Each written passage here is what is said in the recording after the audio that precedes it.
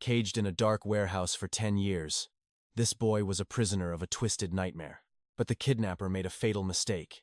Yuen was a genius with two clashing souls. The first, an eye that dissects reality. The second, a bloodthirsty monster fueled by a primal instinct for slaughter. Mysteriously, the captor's family died off one by one, until only the man remained to be dragged away by the law. After 12 years of suffocating darkness, the boy named Yuen was finally dragged back into the light. In the hospital ward, doctors examined his fragile, broken frame with grim expressions. He was a shell of a child severely malnourished, scarred, and fighting heavy infections. Yet, none noticed his eyes. Every time he looked, a flood of analytical data streamed across his vision. His gaze scanned a nearby chart. Patient Kim Nam-shun, age 57, diagnosed with a fractured femur. As he looked at the man, an invisible, godlike processing machine ignited within his mind. Height, 167 centimeters. Weight, 60 kilograms. Left-handed. Signs of chronic labor and dehydration. No ring marks. Conclusion: he lived a life of total solitude. The scattered fragments merged into a perfect picture, a fall from a roof while working alone. His brain visualized the impact. The instinctive landing on the left leg. The bone snapped under the force. It was like a divine skill. Yuen saw the accident as if he were there. His thoughts shattered when the doctor returned, carrying a tray of steaming hot food. Instantly, his eyes scanned her face. Crow's feet, muscle tension, the perfect, symmetrical curve of her lips. Conclusion: a genuine smile. She was a source of support, not a threat. His body finally relaxed. The doctor placed a spoon in his hand, whispering that it was safe to eat. The cold metal of the spoon touched his skin, pulling his focus away from her gentle face. He stared at the feast before him. A heavy, desperate gulp echoed in his parched throat. "It might not be five-star dining," she chirped, "but please, eat as much as you want." Those words flipped a switch. The silent boy vanished, replaced by a starving primal predator. He dove into the bowl, shoveling rice into his mouth with a wild, animalistic desperation. He stuffed his face as if terrified the meal would vanish into thin air at any moment. The doctor froze, her smile turning into a mask of pure, heartbreaking shock. Yuen buried his face in the tray, alternating between shoveling rice and gulping down soup. He ate so fast it was as if delay meant death. He choked, coughing violently. "Slow down," the doctor cried, rushing forward to stop his frantic, desperate movements. But she stopped herself. She realized words were useless against a decade of starvation. In a heartbeat, the tray was empty. Not a single grain of rice remained. He meticulously picked up the very last grain. The doctor covered her mouth, her voice trembling with pity. "Dear God, what kind of hellish life did you endure?" No answer came. Only the sharp ring of her phone broke the heavy, mournful silence. "Doctor, Jin Yuen's parents have arrived." Her eyes lit up as she rushed to the door. "Yuen, your parents are finally here." At those words, the boy completely froze. The world went silent. He only saw the doctor's lips forming those impossible, forgotten words. Parents. The word was an electric shock, shattering the seals on his buried memories. Mother. Father. The doctor smiled, promising to bring them in immediately before rushing out. Yuen watched her disappear, then slowly turned his gaze toward the ticking wall clock. He began to count the seconds until their arrival. 1, 2, 10, 60, 70 seconds. Numbers danced on his retinas. 1 minute, 22 seconds. "Now, I will show you." A monstrous, inhuman voice thundered in his mind. An invisible force slammed into his soul. Ancient, glowing runes materialized in the air, flickering like the ghosts of a forgotten war. The clock's second hand ticked, but the sound was no longer human. The demonic pact had begun. The clock's ticking morphed into a rhythmic sledgehammer, shattering his eardrums. Reality began to warp and twist. Through the hospital walls, ghostly silhouettes lurked, closing in on his position like predators stalking prey. Crack! A simple footstep outside resonated like a tectonic shift, threatening to tear the very earth asunder. Yuen stared down in horror as every step became a deafening tremor, an agonizing earthquake of pure sound.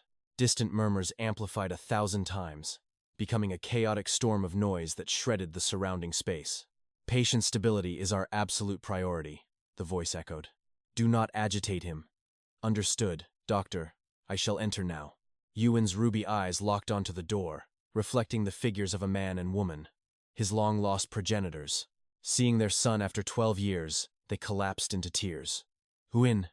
They charged in, a whirlwind of grief. The doctor tried to intervene, but it was too late. Their desperate embrace crushed his frail, cursed frame. Choking sobs and hollow apologies flooded his senses, ringing like death knells in his ears. My son, you've returned. I'm so sorry. To others, it was love. To him, a sensory nightmare. To Yuan, these loving whispers were demonic roars shredding his very soul. Every syllable felt like a billion-fold amplification of agony. A brutal torture. He could no longer breathe. He thrashed against their touch, clawing at his head with a primal scream. Yuan, what is wrong? Their concern was a jagged blade stabbing his mind. Pale and trembling, the scene shifts to a cramped apartment. Yes, the house is ready. I understand, mother. 𝒊𝒑, a 15-year-old girl, ended the call. She stared at the screen, her heart heavy with mounting dread. He is coming home. Will it be awkward? She recalled his cold, hollow gaze back at the clinic. Her mother had offered him fruit, but Yuan merely gave a distant, robotic thanks. A chilling politeness. His behavior was alien, unsettling. To her, this older brother was nothing but a complete void. She replayed the news. 12 years held captive in the desolate zone. The anchor's voice felt cold. 12 years in a dark warehouse, 𝒊𝒑 whispered. Anyone would become a monster in that abyss. The doctor said it wasn't deafness, but a psychological fortress. Ding-dong. The signal of his arrival. The sudden chime cut through her thoughts like a blade, making her heart leap in her chest. Her mother beamed. 𝒊𝒑, your brother is home. Her father entered, hauling luggage. Yuan, come inside. The door creaked open. Yuan stepped into the light, his voice a faint, ghostly whisper. I'm here. He stood before a strange world, facing a girl who felt like a phantom from another life. 𝒊𝒑. Blushing with nerves, she summoned her courage. Welcome home, brother. I missed you. Yuan offered no reply. His eyes scanned the room with predatory precision, completely ignoring the girl's existence. A suffocating silence descended, thick and heavy. 𝒊𝒑 could only stare at her feet, feeling the icy tension. Meanwhile, Yuan continued his silent reconnaissance. His gaze stopped on a small, framed photograph. It was a picture of a chubby infant, placed beside the current 𝒊𝒑. A record of lost time. Suddenly, his father draped an arm over his shoulder. Everything feels foreign after so long, doesn't it? That is your chamber. Do you remember? Yuan paused before nodding. Yes. I shall go look. Why don't you get reacquainted with 𝒊𝒑? The father suggested. 𝒊𝒑 gasped, her eyes wide with shock. Her mother nudged her gently, smiling. Go on. Show your brother his room. Build a bond. No, I should help with dinner, 𝒊𝒑 protested, desperate to escape the mounting pressure. Helping your brother is helping me, her mother insisted, pushing her forward. Good luck, my brave 𝒊𝒑. Ignore her worried cries. Wait, mother. Both were herded into the room like prisoners of fate. The door shut. The silence was so absolute they could hear a pin drop. Tension froze the air. 𝒊𝒑 stole a glance at Yuan, thinking, this is far more terrifying than I ever imagined. Yuan paid her no mind.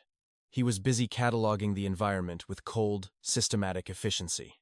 His brain labeled everything: bed, window, desk, machine. A tactical scan of his new battlefield was complete. This is my territory. After a fierce internal struggle, 𝒊𝒑 finally drew a deep, trembling breath. Brother? Yuan turned instantly, his piercing gaze locking onto hers in silent anticipation. His lethal beauty made 𝒊𝒑's heart skip. God, she thought, he looks even more divine than he did at the hospital. Scrambling for a distraction, her eyes landed on the device, a smartphone, sitting like a relic on the table. Let me teach you how to use this, she suggested eagerly. They both sat at the edge of the bed. 𝒊𝒑 leaned in, her voice buzzing with excitement. It's currently powered down. Hold this button to awaken the system. Her slender fingers danced across the glass. I've already mapped the coordinates. This is mother, father, and this is me. Yuan watched with predatory focus. He wasn't just looking. He was downloading every movement into his memory. Now, I'll wipe my number. Try to relog the data yourself. Acknowledged, Yuan replied with chilling precision. That robotic, Distant response. It felt like a frost spell had suddenly gripped the room. 𝒂𝒏 blinked in confusion. Acknowledged? Why so formal? She rushed to bridge the gap between them. You don't need to speak like a soldier to me. I'm your sister. 𝒂𝒏 corrected himself instantly. Understood. A flicker of worry crossed her face. She felt a deep ache for him, yet she was powerless against his cold exterior. She pushed forward to break the silence. The device is offline again. Your turn to reboot it. 𝒂𝒏 followed the protocol perfectly. The screen glowed blue, reflecting like mystical mana in his curious eyes. Open the new contact file. I'll dictate the digits. The sound of his typing echoed like rapid gunfire. His speed was terrifying. Is he even human? She wondered. He was faster than any seasoned veteran. Was this truly his first time? He handed the device back, a rare hint of anxiety surfacing in his voice. Is the entry successful? Shall I repeat the trial? No. It's perfect, 𝒂𝒏 whispered. You're a genius, she praised, her excitement reigniting. Next, I'll show you how to hunt for information online. Searching? 𝒂𝒏 repeated the word, his eyes flashing with newfound hunger for knowledge. Input anything you're curious about and hit this icon. 𝒂𝒏 stared at the magnifying glass, the key to all secrets. Try it. She handed over the device. 𝒂𝒏 nodded, his face tight with intense concentration. He typed each character with lethal care. The results manifested within a fraction of a second. Definition: family. A group bound by blood or sacred union. Images of warmth and laughter flooded his vision. 𝒂𝒏's mind reeled. Father. Mother. He whispered the words like a forbidden mantra. He looked at 𝒂𝒏. In that moment, an invisible soul link snapped into place, binding them together forever. Suddenly, he spoke a complete sentence devoid of his usual robotic tone.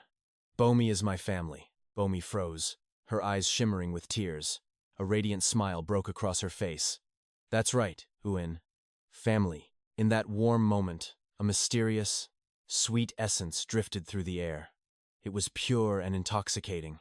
𝒂𝒏's heightened senses flared. His internal database immediately began an analysis. Scent detected. Perfume. His brain retrieved data from a massive archive. Perfume. Origin. 5,000 years ago. Initially used in sacred rituals to commune with the gods through fragrant smoke. A complex chemical fusion, designed to project an aura of power, establish identity, or lure others in. A sensory trap. As the door creaked open, the overwhelming fragrance struck his senses like a physical blow. He stood paralyzed. So fragrant. Is it perfume? 𝒂𝒏 looked at him, completely baffled. Huh? What are you saying? But 𝒂𝒏 was no longer listening. He was completely possessed by that sweet, beckoning aroma. He moved like a sleepwalker, led by an primal instinct he couldn't ignore. Brother, where are you going? He ignored her calls, his feet leading him straight to the kitchen's threshold. There. He stopped. His expression shifted from confusion to pure awe. This wasn't a luxury fragrance from a bottle. It was the scent of a grand feast. This aroma. It is magnificent, he thought, his senses overwhelmed. A legendary spread lay before his eyes. Colors and scents collided in a symphony of life. Not perfume, but food, everything. It all smells like home. Just then, his mother appeared, carrying a steaming dish with a gentle smile. 𝒂𝒏, you're just in time. You must be starving. Sit down, my son. He swallowed hard, his eyes glowing with genuine excitement. Yes, mother, he whispered. His father arrived with a pot of kimchi stew. This is my masterpiece. Eat up. The invincible general had finally found his peace. A dreamlike warmth fills the room. Eat more, son. His parents pile food into 𝒂𝒏's bowl. Try this first.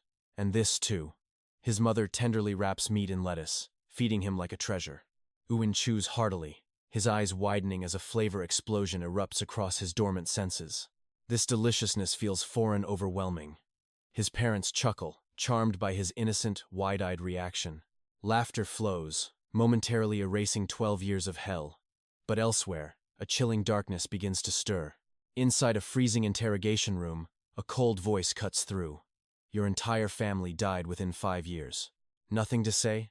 Bloody crime scene photos are slammed onto the table, reeking of death. First his wife, then his mother.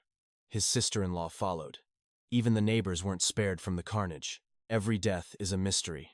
The monster who caged Uin for 12 years sits there, desperately lying. It wasn't me. The detective slams the desk in a fury. You're the killer, aren't you? I swear, it wasn't me.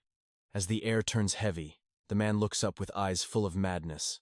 Detective, maybe that bastard killed them. That bastard? Her question ignites the powder keg.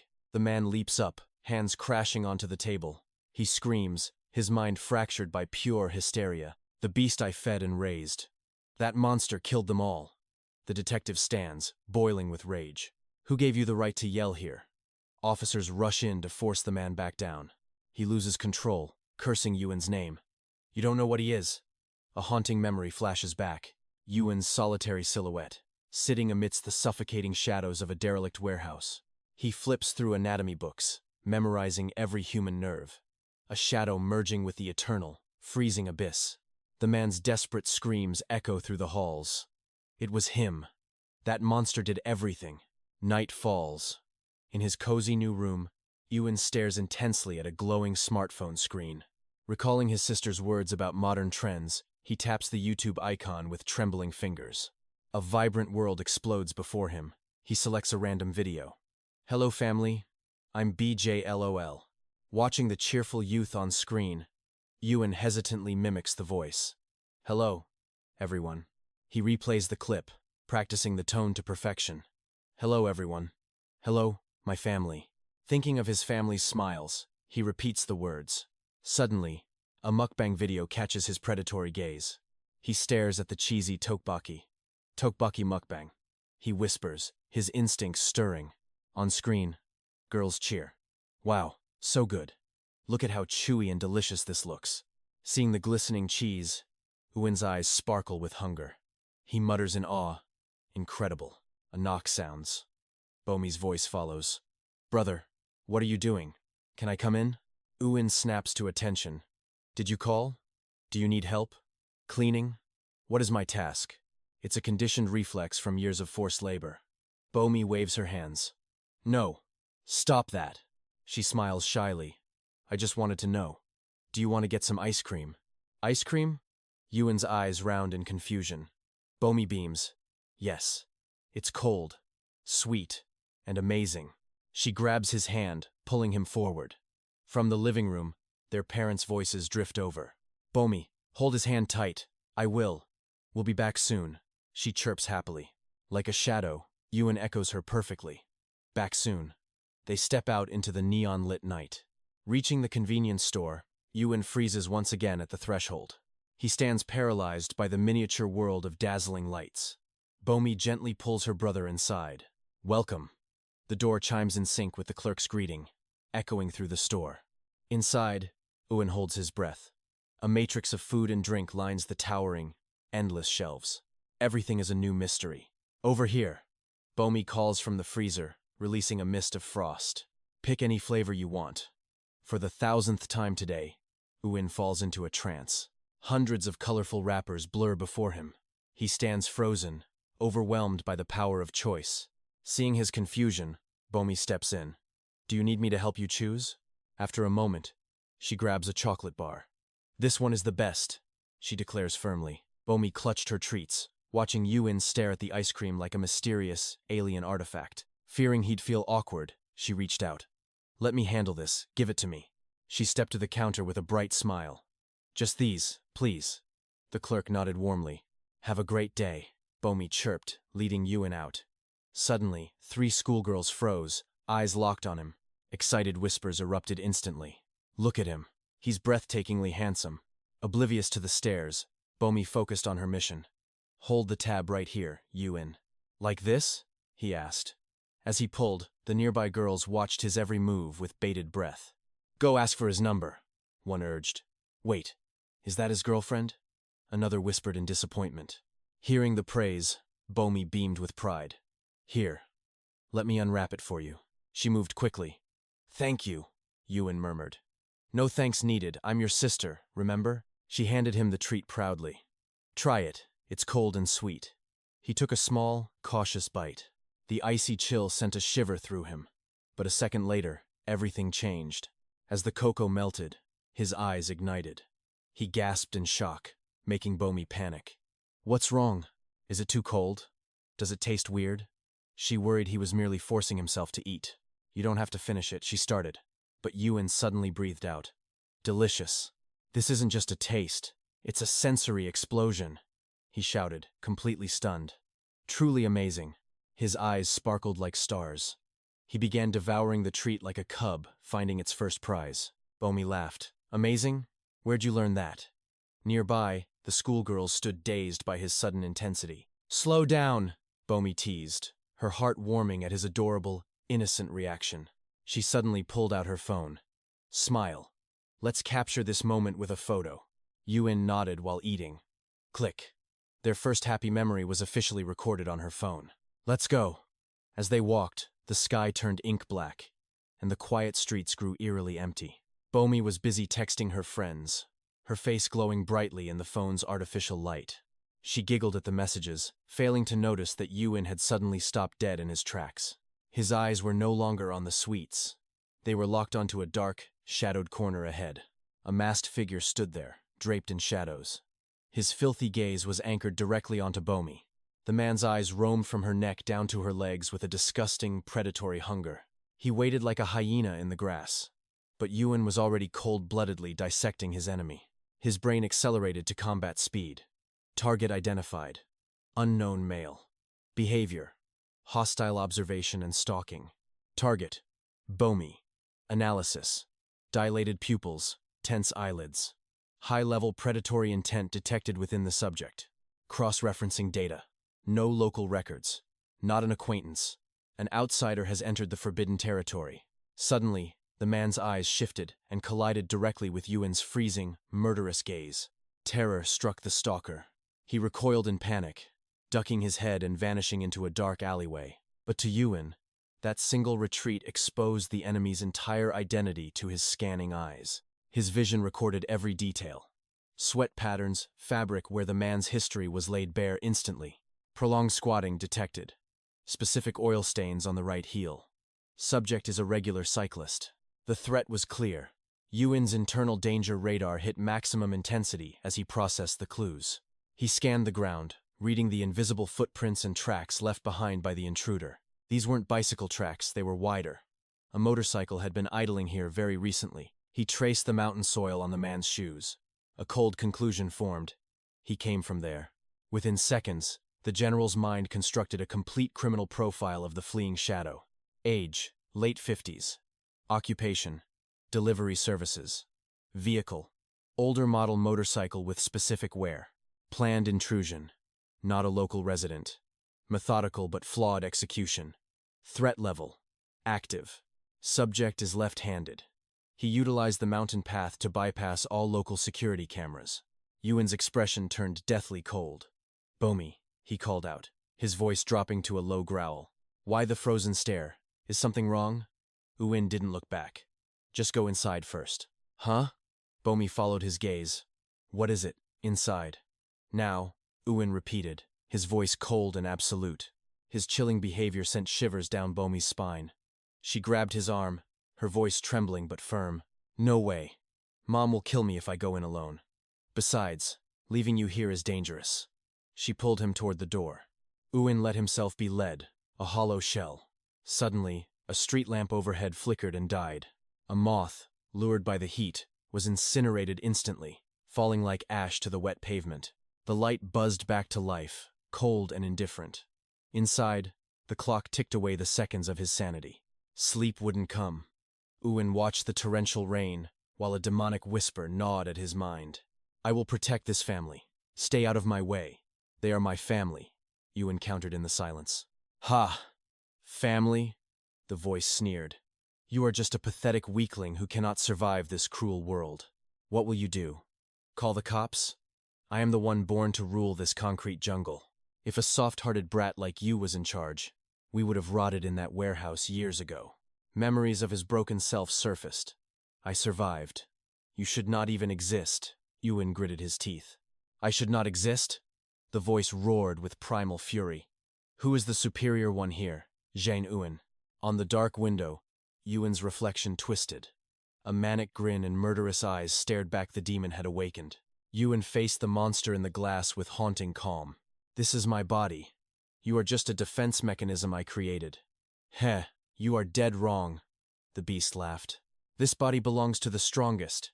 Yuan closed his eyes, feeling the monster feed on his fear. Every moment of weakness allowed the beast to feast. But today, the chains would finally break. A savage animal is the perfect weapon if handled correctly. Your turn, Yuan commanded his inner demon. When his eyes snapped open, Yuan was gone. The predator stretched, his joints popping like dry wood. He traced the reflection of his own crazed smile, relishing the surge of dark adrenaline. Under the cloak of night, the demon slipped out, entering an unlocked apartment like a shadow merging with ink. Moments later, he stood in the downpour, a silent reaper waiting for his prey. He spotted the hooded figure from earlier. As the stranger tried to walk past, the demon did not flinch. Just as they crossed paths, the demon stopped dead, his presence radiating an icy, suffocating pressure. He caught raindrops in his palm. Nature's gift, he whispered, his voice sharp as a razor blade. Even a human's cowardice can be hidden by the rhythm of the falling rain. He turned, his gaze locking onto the stranger like a predator marking a doomed target. Why you? The man gasped.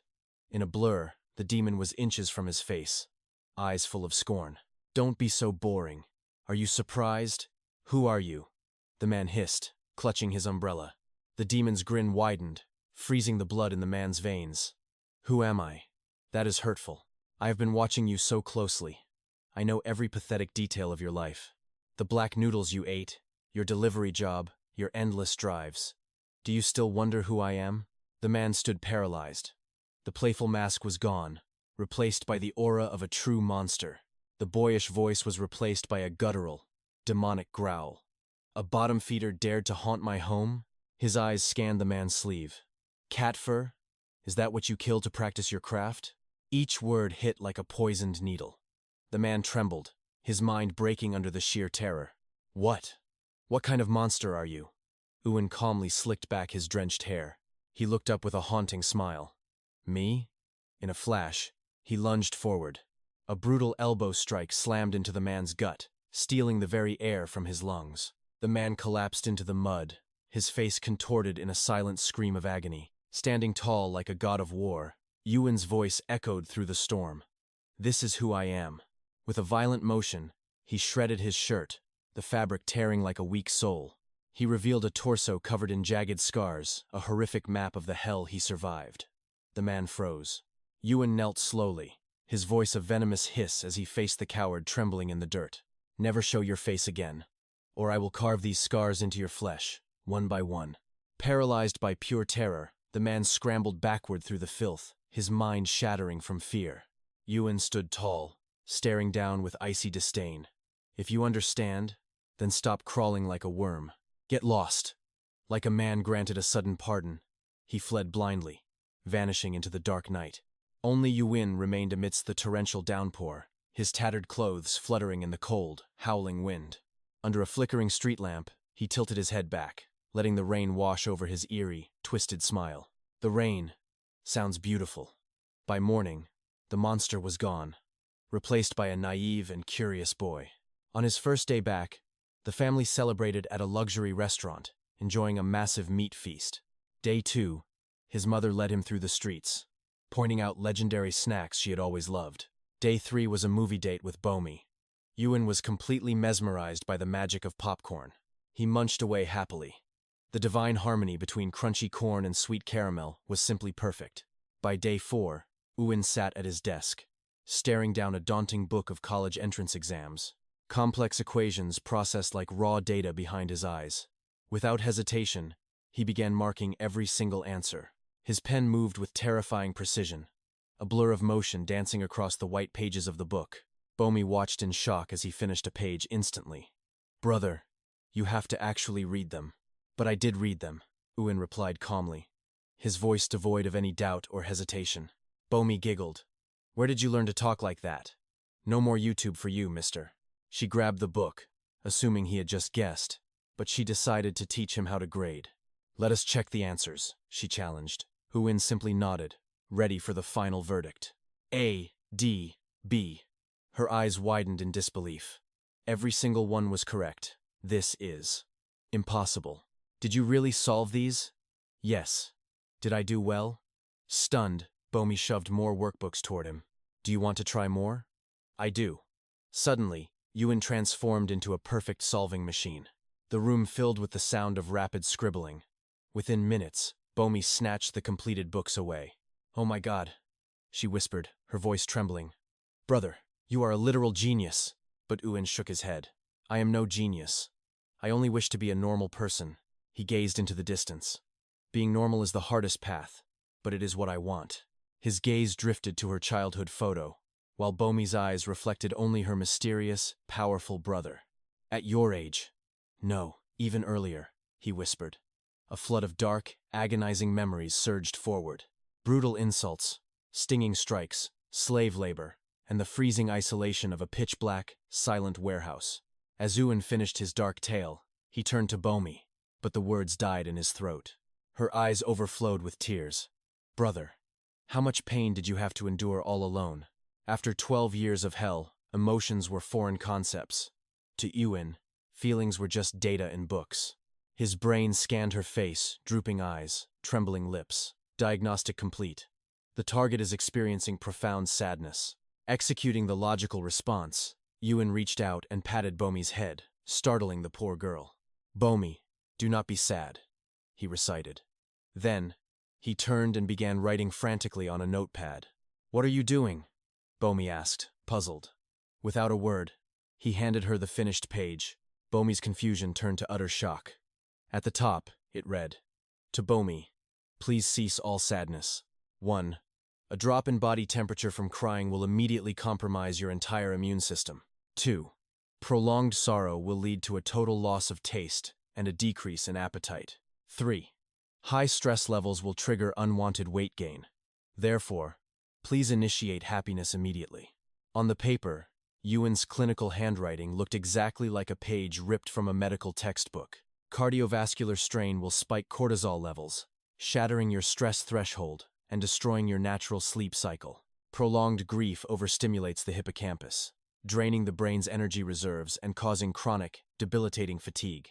Negative emotions deplete serotonin, which is the primary cause of clinical depression and obsessive-compulsive disorders. 𝒂𝒑's eyes narrowed, her gaze piercing through her brother. Suspicion flickered in her pupils. How do you know such forbidden knowledge? 𝒂𝒏's response was chillingly calm, as if reciting a law of nature. It's simple. I've consumed countless archives. Before 𝒂𝒑 could unravel his secret, their mother's shout shattered the heavy silence. Dinner is served. Come and eat. Instantly, the cold strategist vanished, replaced by a gluttonous facade. Coming right now, he vanished like a phantom, leaving his sister frozen, clutching her notes while trembling in sheer bewilderment. Only when the second summons echoed did 𝒂𝒑 snap back to reality, desperately chasing after his shadow. That night, darkness swallowed 𝒂𝒏's chamber, save for the predatory glow emanating from his handheld screen. A mukbang broadcast blared. Time to taste this. It's divine. 𝒂𝒏 watched, his expression a mask of stone. Divine, he whispered. His eyes locked onto the screen like a hunter observing its prey. This wasn't entertainment, it was research. He dissected every culinary battle, searching for the key to human evolution. His finger hovered, then struck a student's video. Hey everyone, let's feast on malatang today. 𝒂𝒏 analyzed every micro-expression, the darting eyes, the subtle hand gestures, the calculated rhythm of her speech. He looped the moment she tasted the spice, her cheeks flushing as she declared her total dominance over the heat. It wasn't about the food. He was harvesting her emotions, learning to mimic the soul of a commoner. He infiltrated her profile, bypassing the mundane to find the raw, unscripted moments of her existence. He watched her clutch her necklace, a subconscious tic born of anxiety while waiting for the boil. She let her hair cascade down a simple act, yet 𝒂𝒏 memorized the precise movement of her fingers. In another archive, she devoured a massive portion. Incredible! She cheered with a radiant, blinding smile. The meat was irrelevant. 𝒂𝒏 focused solely on her joy.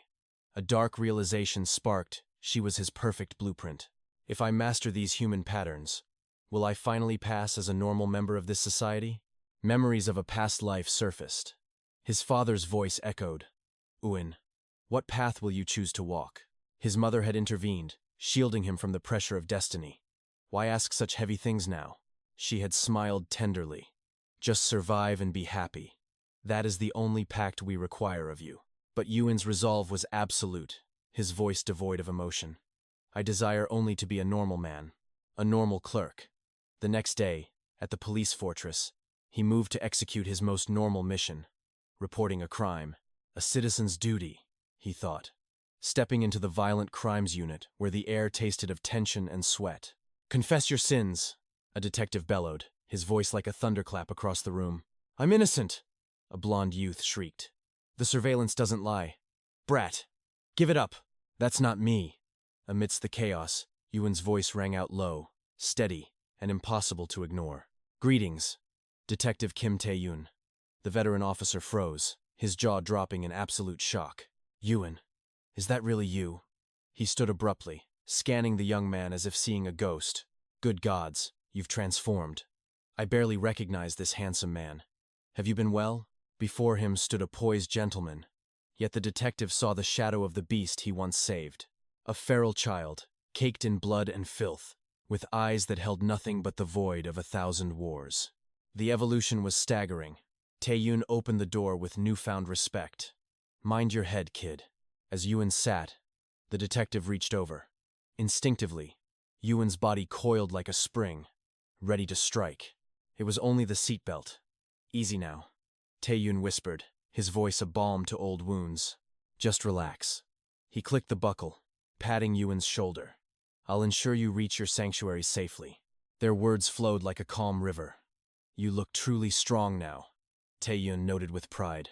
"It is thanks to your intervention," Yuan replied. "Your speech is perfect now. This is a miracle." Tae-yoon turned to his subordinate with iron authority. "Jun, drag this trash to the abyss of a cell." The suspect was hauled away, his pathetic cries of innocence echoing through the cold halls of justice. Yuan watched the exit, then spoke. "Is this the standard ritual for those who are hunted?" "What?" Yuan clarified his observation. "Do the guilty always recite the same lie upon their capture?" Tae-yoon let out a boisterous laugh. "Always. It's the universal law of the guilty. I didn't do it. All victims follow the same cursed script. Why visit now? Did you miss me?" Yuan ignored the joke, drawing his phone like a weapon. "Behold the evidence." "For me?" Tae-eun leaned in, piqued by the boy's strange intensity. "Drink? Let's talk outside." "Unnecessary. Just watch." Yuan opened a video, his focus sharper than a seasoned soldier's. It was a simple mukbang channel. Tae-eun squinted, seeing only food where Yuan saw a hidden battlefield. A food show? Why this? Who is she? On screen, the girl greeted her doomed audience with a hollow smile. Her voice chirped playfully. "Not my channel," Yuan whispered. "She's a reflection of the hell I once survived." Yuan began his cold analysis, sounding like a high-ranking commander. "Watch her eyes. They flicker up and right. The signature of deception. Her brain constructs a lie while her hand instinctively guards her mouth. Pure subconscious anxiety. A desperate attempt to retract the falsehoods she's forced to speak." The scene shifted. She bites her lip. Constant pressure. She's suffocating under the weight of an invisible threat. To feel such terror before a feast is a glitch in the reality of a normal life. Maybe she's just nervous? No. Look again. Her eyes betray her. They dart right once more. The mouth says delicious, but the eyes scream rot. Her soul and body are completely out of sync. Observe her posture. Slumped shoulders. Retreating. Shrinking into a defensive shell to survive. A primitive survival instinct. The limbic system's futile attempt to hide from the predator stalking her. As she ate, Yuan dissected every twitch. Now, eyes up and left, a shift in the tide. She's accessing a real memory. Yet the hand remains a shield. A forbidden truth lingers behind her teeth. She harbors a secret she's forbidden to utter. Every tiny gesture is a flare fired into the dark. Waiting for the water, she fidgets with her necklace. A ritual to calm the storm within her broken mind. Tae-eun was paralyzed. "What are you saying?" Yuan's voice was absolute. "She is begging for extraction." He fast-forwarded. A single strand of hair fell onto the table, curling into a lethal S shape. "S," Yuan noted. Immediately after, her finger marked the target, a simple hair tie on the table. A noodle fell. Another S. Micro-expressions. Tactical signals. This is no mere coincidence. If you piece these fragments together, you see the blueprint of her suffering.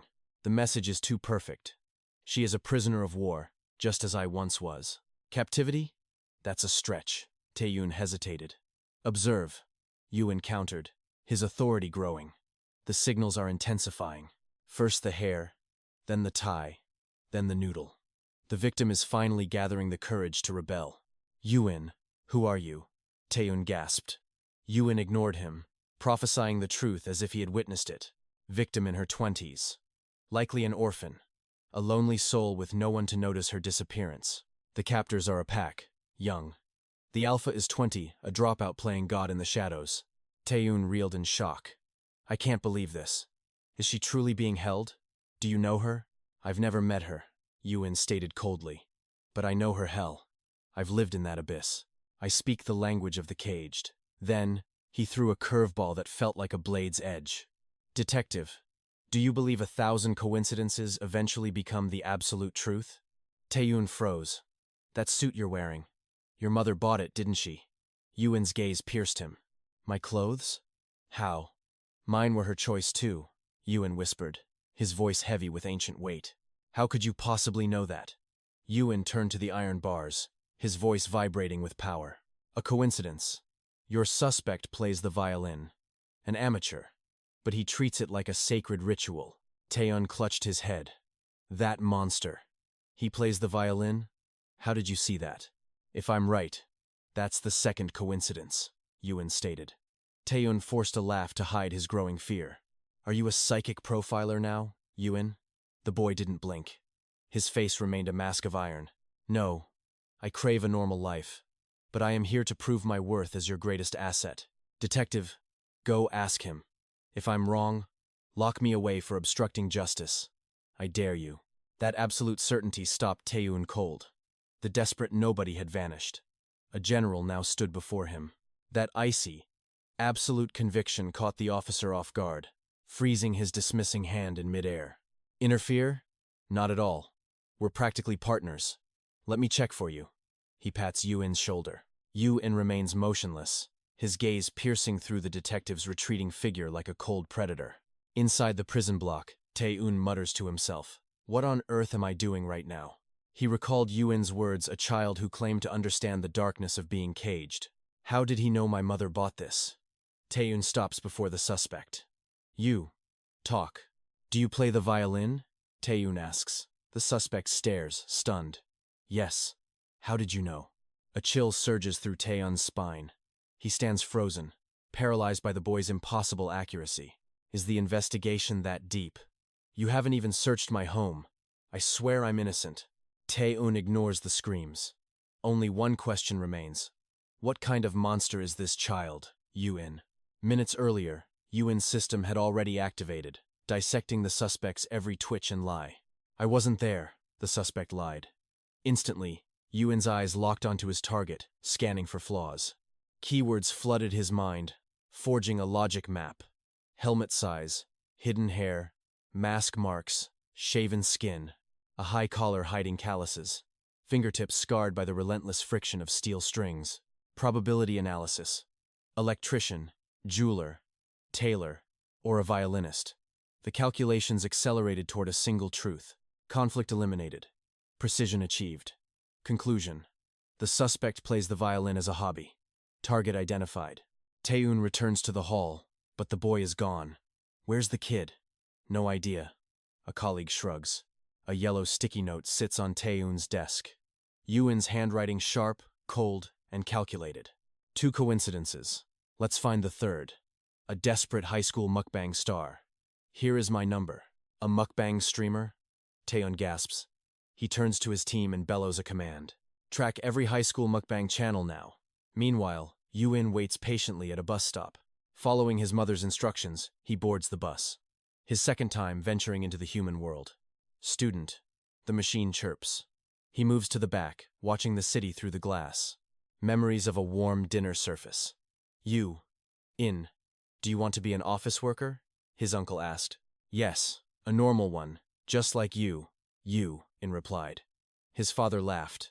It's not that simple. son. His uncle smiled.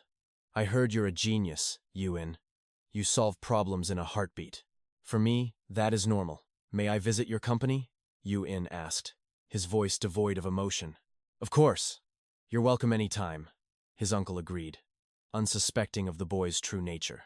Today was the day. Yuin checks the screen. 4 stops left. Exactly 32 minutes remaining. He stands before a massive skyscraper. Uncle, I've arrived, he says into his phone. Already? I'm coming down. Yuin gazes up at the 𝒌𝒊𝒂𝒏𝒆𝒅 trading tower, an obsidian monolith. He watches the normal people suits, laughter, the frantic pace of a life he doesn't possess. A deep hunger flickers in his eyes. A dream so simple, yet further than the stars. Our Yuin is here. A booming voice shatters the silence. His uncle approaches with open arms. You found your way? Why wait outside? You should have come straight into the lobby. In bows with perfect, mechanical grace. Hello, uncle. Thank you for your time. We're family. Don't be so formal.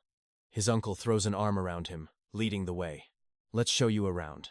They step through the glass doors into a realm of overwhelming scale. Polished marble reflects the light like a frozen lake.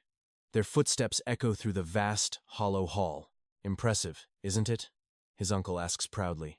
In nods, his eyes scanning every security camera. Yes, very. I heard there's a large cafeteria in the basement we should visit later.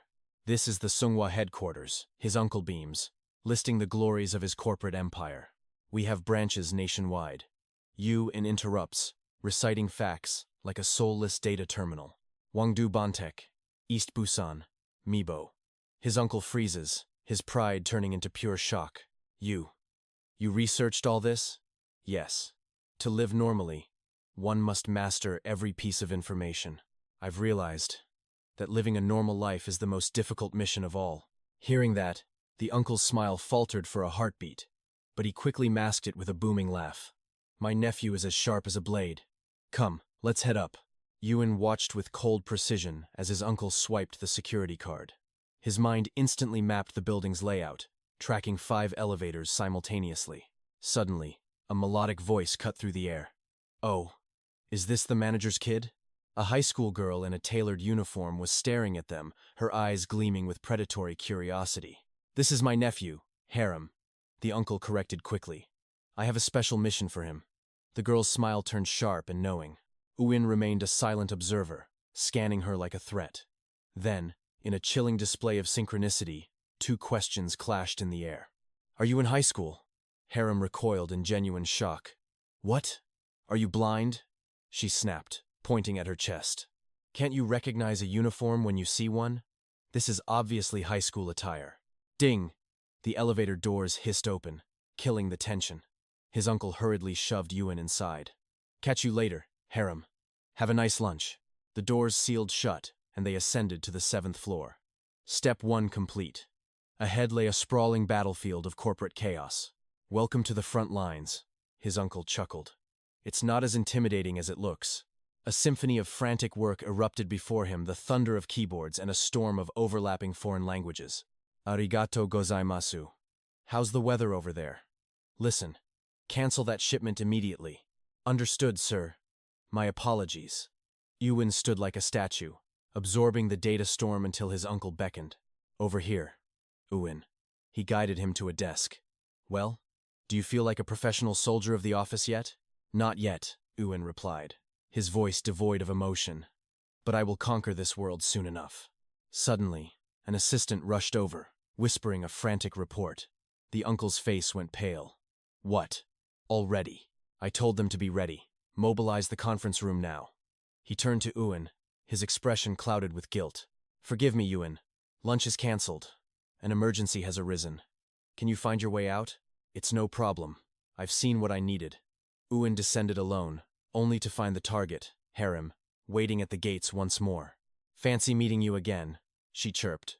Yuin stared through her, his internal processor overclocking at maximum speed.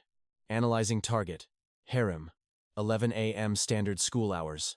Conclusion, an irregular element, not a normal student. Communication style, overly confident with authority. Zero fear response. Posture, aggressively dominant. controlling the physical space. Primary hypothesis. She is directly blood linked to a high-ranking executive of the corporation. 𝒂𝒏 blocked his path, her eyes narrowing. So, did you get the package from the manager? She interrogated. Her tone was a weaponized probe. Every step she took was a calculated move to assert dominance over him. Gathering intel on this unit is optimal. I have it, Yuan replied with icy indifference. We're done here. He brushed past her as if she were a ghost. Insulted by his blatant disregard, she erupted in rage. Hey, stop right there. Yuan paused, glancing back. Is there a problem? Why aren't you in class? Are you a deserter? I don't go to school, Yuan stated flatly. What? 𝒂𝒏 froze. I said. I don't attend. Goodbye. Wait, she shrieked, her patience shattering. How dare you ignore me like this? Yuan looked over his shoulder, his gaze freezing the air. I refuse to waste resources on low-profit interactions. His voice was robotic and hollow.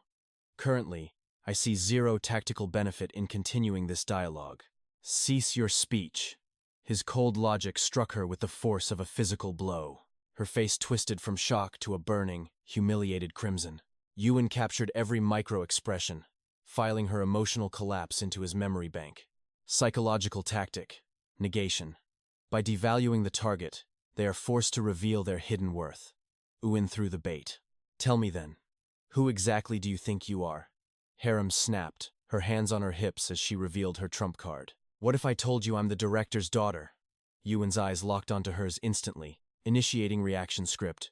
Surprise. The scenario required wide eyes and a slight parting of the lips. He performed the mask of shock perfectly. Truly? 𝒂𝒏 smirked, basking in her perceived victory. Does that change things? She stepped closer, scanning his cheap clothes with arrogant disdain. Meanwhile, Yuan was dissecting her soul, analyzing the shallow pride behind her smirk. She believed her bloodline gave her the right to look down on the weak, utterly blind to her own rudeness. Her logic was drowning in emotion. She sneered. So, you really are just a pathetic dropout, aren't you? 𝒂𝒏's voice sliced through the silence like a cold blade. I'm bored, she smirked, her eyes gleaming with a dangerous, sudden spark. Yuan's gaze sharpened, scanning her every twitch like a predator. He tracked her dilated pupils, and that mocking, twisted grin. It was the look of pure, unadulterated greed. To her, he wasn't a person, he was just a shiny new toy to be broken. Perfect. You. In thought, a cold smile hidden deep within. He would use that very greed to turn this hunter into his loyal puppet. I'm hungry. Let's eat. With a dominant flick of her wrist, 𝒂𝒏 accepted. Yuan followed silently, knowing the psychological trap was already set. He watched her arrogant stride, a calculated shadow trailing behind her radiant, haughty figure. In his mind, her future was already written, a sociopathic queen or a terminal narcissist. I know a legendary spot, she declared. Move it. You're following me. She didn't even reveal the location, treating him like a mere foot soldier in her personal empire. She lived in a world where the sun rose and set only for her. Soon, they arrived at a pinnacle of luxury. 𝒂𝒏 leaned back, her eyes boring into his. Skipping school to be an idol? Or is there a darker secret? Just my GED. You. In replied, his voice a calm void. And you? Why aren't you in class? Lied 𝒂𝒏. Her gaze flickered a telltale sign of a liar. Early dismissal, she stammered. It's just girl stuff. That time of the month. Liar. Her eyes darted left, and her hand instinctively brushed her hair, a classic subconscious shield against the stress of a falsehood. That time? You. In repeated, his voice devoid of emotion. 𝒂𝒏 nodded firmly, doubling down on her pathetic deception. Yuan leaned in, his face a mask of feigned innocence. You mean the physiological shedding of the uterine lining due to hormonal shifts? The sheer, blunt clinicality of his words hit her like a physical blow. 𝒂𝒏 froze, her face exploding into a deep crimson. She gnashed her teeth, her dignity shattering.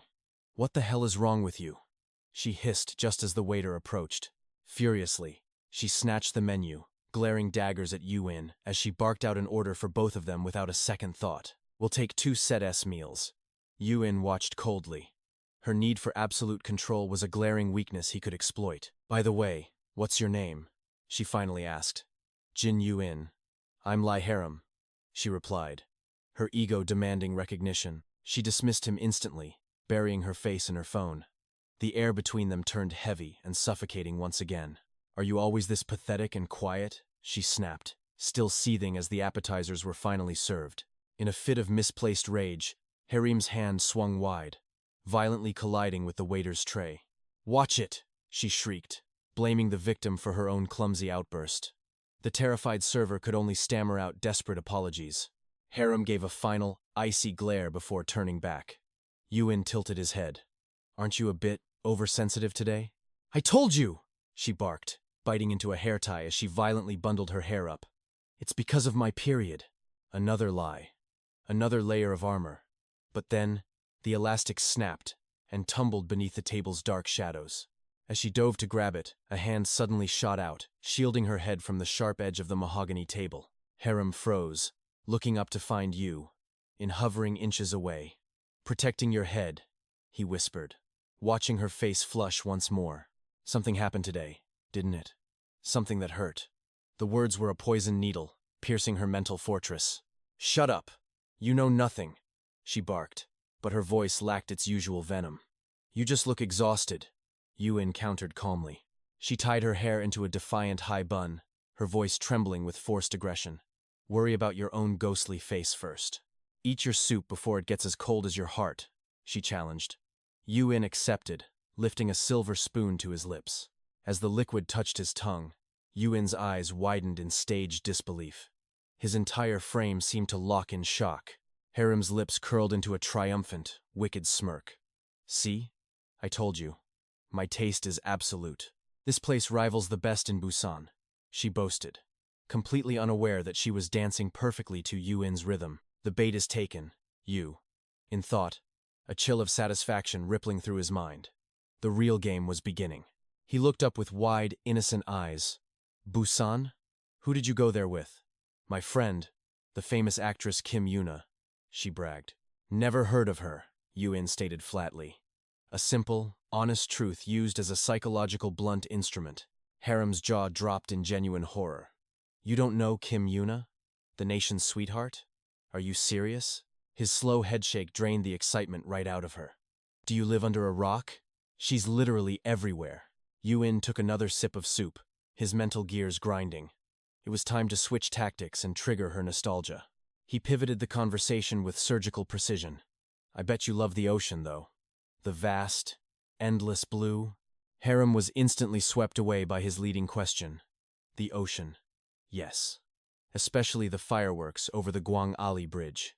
Her eyes softened, drifting toward a distant memory as she fell deeper into the dreamscape Yuin had carefully crafted. At that moment, I felt like a dark protagonist. While Harim drifted in bliss, Uwin's demonic instincts dissected her cold-bloodedly. Her very mind was being drowned in a chemical cocktail of her own making. Dopamine and serotonin flooded her system, triggered by the mere shadow of a happy memory. To a soldier's nervous system, fantasy is as real as a blade. Just thinking of sour fruit makes the mouth water. Even now, her body sat here, but her soul was lost in a dream of phantom fireworks. Yuin realized he had become the catalyst, the demon controlling her fleeting sense of euphoria. He pushed further, whispering of heart-shaped flames. Harim smiled, completely ensnared by the rhythm of his voice. Then came the main course. Meat. Yuin's eyes ignited with a primal, predatory hunger. He impaled a massive steak, ready to devour it whole like a beast on the battlefield. Harim sighed at his lack of grace, shifting the talk to lands beyond the horizon. Yuin just chewed silently. By the time dessert arrived, she was lost in her own tale. She urged him to seek the island of HBX. Yuin muttered the exact coordinates in Mexico, his mind working like a tactical map. She gasped, convinced she'd found a soulmate. She spoke of stars so thick they formed a celestial sea. As she described the shimmering tides, Uwin stood abruptly. The beautiful dream shattered instantly. I must go. To evolve. Harim froze, her voice dripping with sudden, bitter irony. She mocked him, asking if he was off to some lowly manual labor. Uwin remained deathly calm. I told you, I'm claiming my credentials. He turned to leave, forcing Harim to scramble after him. She panicked as he stopped, her voice trembling. She couldn't let this source of excitement just vanish. Desperately, she offered her aid, claiming he'd be lost in foreign lands without her guidance. She promised him the best of everything. Uin watched her, his expression unreadable and cold. He saw the truth. She was addicted. She craved the rush only his presence could provide. Her soul was fractured by a broken home, leaving a void she sought to fill with adrenaline. If he exploited this weakness, everything she possessed would eventually belong to him. Without hesitation, he handed over his device. She was stunned it wasn't even locked. She saved her number, watching him walk away with a strange, lingering gaze. Frustration flared within her. She chased him again, demanding to know where he lived. Uin didn't answer. His focus had shifted to a dark alleyway, his eyes narrowing like a hawk's. 𝒉 shouted in anger, feeling ignored once more. She stormed up, demanding to know what was wrong. Uin's arm shot out, blocking her path with iron-like strength. "Stay back. There's been a stabbing." He described the scene with chilling precision, a blade to the gut, held by a shadowed figure. 𝒉's scream of terror echoed, alerting the assailant. The man panicked, dropped the victim, and fled into the dark. Uin's gaze locked onto the fleeing shadow, tracking him with the intensity of a veteran hunter. The attacker ran like a cornered animal, fueled by nothing but blind, mindless fear. Uin charged into the fray, his fingers already dialing 119 with mechanical speed. A cold thought crossed his mind. He was supposed to be living a normal life. He pivoted instantly, dropping beside the dying man. He slammed his palms against the gushing wound, stemming the crimson tide. "Hold on," he commanded, his voice a steady anchor for the man's fading soul. He reported the status to the medics with a terrifying, superhuman level of composure. He requested police backup at Restaurant O, his other hand already checking the victim's pulse. Tachycardia. The cerebellum was overcompensating for massive internal blood loss. He wedged the phone against his shoulder, working two-handed. "Tell me your blood type." "Now." The man stammered B. Uin relayed the intel immediately. Severe abdominal trauma, massive internal hemorrhage. He demanded a transfusion be ready on arrival. Type B positive. The operator hesitated, confused by his clinical tone. Uin's voice turned into a razor-sharp blade.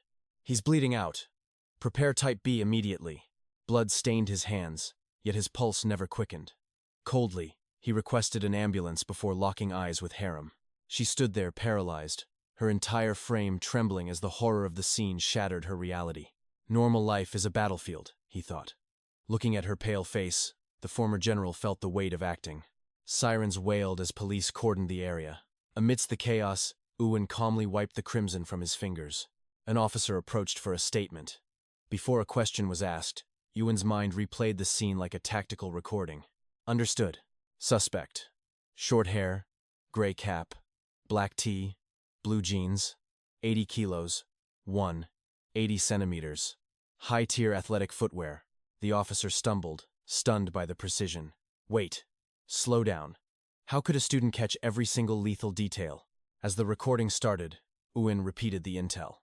His voice was a machine, devoid of any human hesitation. Across the street, 𝒉 watched him, breathless. "Thank you, kid. Can I get your number for the report?" "Sure." After responding, Uin glanced at 𝒉. To a civilian, this was a nightmare. To him, just another Tuesday. He recalled the pure terror etched on her face the moment the cold steel was withdrawn from the victim. Crossing the street, he analyzed the situation. This trauma was the perfect opening to infiltrate her guarded heart. 𝒉 was now fragile, like a child failing their first step. Shock had left her soul completely vulnerable and exposed. In this weakened state, humans crave a pillar, a savior, to provide the warmth they lost in the darkness. Standing before her, the general's plan was set. He would play the role of her ultimate protector and anchor. No one else can fill this void. He spoke with a steady, commanding comfort. "It's over now. You're safe." This moment will be burned into her soul, he calculated. She would never be able to escape his shadow. 𝒉 nodded blankly. Uin gently patted her shoulder. "The victim will survive. Don't let the darkness consume you." His voice was a masterclass in deception, radiating the gentle aura of a mother soothing a frightened child. The culprit is already caught in the net of surveillance. 𝒉 could only whisper a faint, dazed agreement. Later, in her luxury villa, 𝒉 stood under the steam. Hot water washed over her, but her mind raced. Uin's heroic charge, his surgical calmness, and that strangely soothing voice replayed in her head like a haunting melody. Don't look. Don't worry. A rare, faint smile touched the lips of the usually icy heiress. Stepping out, she sat at her vanity. Her eyes drifted to her phone, the world feeling suddenly very quiet. Wait, she murmured to herself. I didn't even get his number during the chaos. In a pitch-black room, Ewan lay sprawled out. The invincible general was busy infiltrating the mysterious world of YouTube. At a pinch of MSG, his eyes widened. Was this white powder truly the legendary treasure of the human realm? The host's exaggerated praise echoed through the dark. This flavor is absolutely insane, everyone. Peak of the top. Insane. Peak. Ewan whispered the strange slang, practicing the tongue of this modern, peaceful era. Crazy good. He was mesmerized by a detailed breakdown of Hanu beef. His tactical mind recorded every delicious detail. It's melting on my tongue, the video shouted. Ewan gasped softly, his stomach betraying his cold, warrior exterior. His eyes remained glued to the screen. One day, I will conquer this dish, the general vowed to himself. Suddenly, a notification flared. It was Harem. Did you get home safe? He tapped the message with surgical intent. Are you okay? She asked. He typed back with mechanical efficiency. I am perfectly fine. Truly. Harem replied instantly. What do you mean truly? Ewan ended the tactical engagement. Going to sleep. Good night. He returned to his culinary research immediately. Harem buzzed again. Sleeping already? It's only 10 p.m. He ignored her. A new video titled, The Legendary Dumplings of Seoul, had captured the general's full attention. Silence for the heiress. Focus for the food. Next morning, he joined his family. Thank you for the meal. The food was a critical hit. He gave 2 enthusiastic thumbs up, making his mother burst into delighted laughter. Breakfast ended as his father and Bomi prepared to leave. I'll come play in your room later, Bomi cheered. Back in his sanctuary, Ewan faced his next enemy, piles of textbooks and complex academic problems. His pen moved like a dual-wielded blade, slashing through equations. A practice exam was conquered in record time. He kept his phone visible on the desk. Rule 1 of being normal. Always be reachable by the world. Harem's message popped up again. He looked away. Rule 2. Ignoring people is also a very human trait. He mutters over his work, a nobody in a harsh world. His gaze drifts to a sparrow, perched fearlessly on the wires outside. Ewan forces a smile, desperately clinging to the facade of a peaceful, ordinary life. Survival is his only goal. Suddenly, his phone vibrates a mysterious call from Capital. 20 shatters the silence. A loan shark pitch? Ewan's danger radar hits 100%. This predator is ready to strike back. He bolts upright. A secret technique from a video flashes in his mind how to crush a scammer instantly. Ewan squares his shoulders and clears his throat, preparing to unleash his psychological aura. He grinds out a heavy, demanding tone. I need 10 billion. Can you handle that? The line goes dead silent. Wah, what? The scammer panics and flees. Ewan smirks. The first victory for the weak against the wicked. The phone rings again. Another unknown number. This time, it is Officer Lee Sang-hun from Station 20. Another fraud? Ewan's suspicion flares. Then, the officer mentions the brutal back alley stabbing he witnessed. His doubt vanishes like mist. The trauma of that night still pulses in his veins as he confirms his identity. The culprit is finally in chains. Ewan is summoned to the station to deliver the final blow as a witness. He grabs his coat and heads for the door, pausing for a moment to leave a tiny, strategic crack. Suddenly, he flings it open, shouting into the empty house, I am leaving. I will be back soon. A haunting memory of his past kidnapping flashes by. I won't be late this time, he vows in his heart. I will return home on time, every single day. Outside, the sky weeps as a heavy storm begins to brew. Inside the station, Ewan stands before the one-way glass, staring down the monster who lurks in the shadows. I could not see his face because of the hood, Ewan whispers. The officer urges him to focus on his aura. Is this the man? Ewan remains silent. His focus shifts, he asks, to hear the suspect's voice instead. The speakers crackle. The suspect howls in fake rage. Why me? I told you. I did not do it. Ewan's eyes turn into sharp blades. He dissects every twitch and every lie written across the man's desperate face. Not a single flinch escapes him. He tracks the suspect's hand as it nervously scratches at a crooked nose. Through the glass, 𝒂𝒏 pierces the man's soul, analyzing every frantic blink like a predator watching its prey. "Why would I hurt a stranger?" the man screams, playing the victim. "Tell me why." As the suspect gestures wildly, he claims the scars on his hands are just accidents from cooking. 𝒂𝒏 locks onto his target. His gaze is cold, ruthless, and filled with the killing intent of a true hunter. The suspect swallows hard, his eyes darting. He begs for sympathy, claiming that being a bad cook is no crime. The officer turns to 𝒂𝒏, searching for a sign. After a tense heartbeat, 𝒂𝒏 delivers his final, crushing judgment. He is lying through his teeth. 𝒂𝒏's conviction is absolute as the psychological battle reaches its peak. The suspect claims he was just walking. Outside, 𝒂𝒏 connects the dots of the man's failing body language. Touching the nose? That is the catecholamine reaction, a biological curse that exposes every liar. Biting the lip shows regret. Crossing the legs? In the face of danger, humans choose to freeze, fly, or fight. This man chose to freeze long ago. What is his education level? 𝒂𝒏 asks coldly. He is calculating the exact point where the suspect's logic will shatter. A master's degree? The officer is baffled, but 𝒂𝒏's mind is already steps ahead in this mental war. High intellect means a reliance on hard evidence.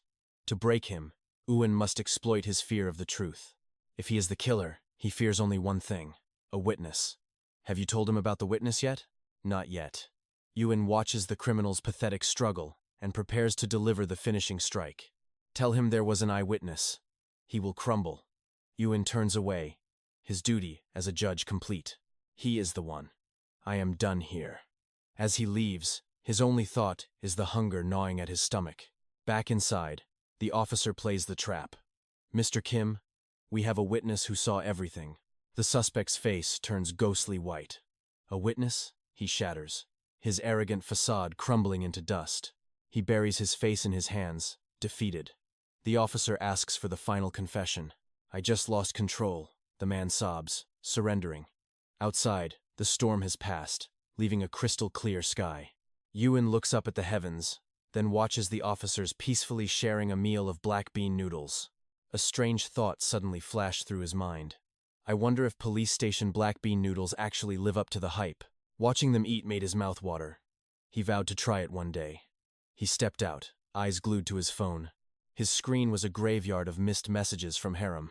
"Hey, what are you doing? Answer me right now." He sent a quick update. The culprit was caught. Meanwhile, 𝒔𝒄𝒻 sat with friends, but her mind was miles away. Her friends chirped about new hair and luxury bags, but 𝒔𝒄𝒻 couldn't care less about their shallow chatter. When 𝒂𝒏's reply finally flickered on her screen, she snapped it open. "Seriously? You are just now replying to me?" Irritation flared as she typed back. His response only fueled the fire. "Get home safely." 𝒔𝒄𝒻 stared in disbelief. Was he really answering her old question now? "How did you even know?" she pushed. "I am in a challenge. If you show up, my success rate might actually hit 100%. 𝒔𝒄𝒻 arrived to find a mountain of ramen, the great batraman. The owner declared a strict 20-minute deadline. Fail or throw up, and you are hit with a heavy fine. You are on your own if you lose. 𝒔𝒄𝒻 watched skeptically. 𝒂𝒏 raised his chopsticks like a legendary blade, calculating his metabolic strategy with cold precision. This was not just eating. It was a war against his own hormones. Leptin was the true enemy here. Fat cells would soon signal fullness to his brain. He had to conquer the bowl before that signal hit. "Ready when you are," the owner challenged. 𝒂𝒏 took a deep breath, eyes narrowing with lethal focus. "Begin." The timer clicked. The hunt was finally on. His chopsticks struck like twin arrows. He did not just eat. He inhaled the noodles in a terrifying, rhythmic vacuum. 𝒔𝒄𝒻 froze. The owner stood paralyzed as they witnessed a monster in human form devouring the massive feast. He cleared the noodles in seconds, shifting his gaze to the thick slabs of meat. One bite, total annihilation. 𝒔𝒄𝒻 gasped in shock. With the meat gone, he vacuumed the remaining strands until only the broth remained. Then, 𝒂𝒏 gripped the massive bowl with both hands, hoisting it like a glorious trophy. He stood tall, draining the broth in one perfect, savage arc. His stomach bulged. Then slam! The empty bowl hit the table. He smashed the timer stop button. The owner could only stutter in total shock. Success. Uin exhaled, satisfied. He could not wait to tell Bomi about this legendary victory. Harem stared at the polished bowl. Are you planning to become a mukbang YouTuber? That was completely insane. How is that even physically possible? Uin leaned back, acting as if this was just a light snack. Are you even human? Harem muttered. They left the shop, Uin bowing politely to the shell-shocked owner. Thanks for the meal, sir. The owner nodded weakly. Outside, Harem's eyes widened as Uin headed for a cafe. You can still drink more? Of course. Dessert is a mandatory ritual when accompanying a lady. Harem went silent, stunned by his logic. You realize you are incredibly weird, right? She sighed, but a thought lingered he was actually interesting. Is this not what normal people do? Uin asked. At the cafe, Uin sipped his drink. Too sweet. You really need to cut back on the YouTube, Harem. Harem shot back a look. He was lecturing her now? The audacity of this strange guy was limitless. Uin devoured a slice of cake, looking blissful. Harem just sighed, exhausted by his bottomless appetite. Suddenly, a luxury car pulled up. A bodyguard opened the door. Stop watching so much YouTube, she repeated. Uin grumbled about her attitude but admitted the food was good. I will give you a ride. No thanks. Through the tinted glass, she watched him walk away alone. He is strange, but definitely special. She smiled. That night, Uin was back at his usual grind, studying cooking videos on his phone. Simmer at medium heat for 5 minutes. He mimicked the screen. Suddenly, an unknown number flashed. Another spam call? He muttered, picking up. Hello? Is this Shin Uin speaking? Speaking. Who is this? He expected a scammer. It is me, Detective Kim Tae-yoon. Is now a good time? Remember that mukbang channel you flagged? We finished the official investigation. The victims and suspects were all runaway kids. Their families never reported them missing, thinking they just ran off. Even when they appeared on camera while captive, nobody suspected a thing. It was a perfect trap. The criminals exploited their isolation. Uin, because of your sharp eyes, a life was saved today.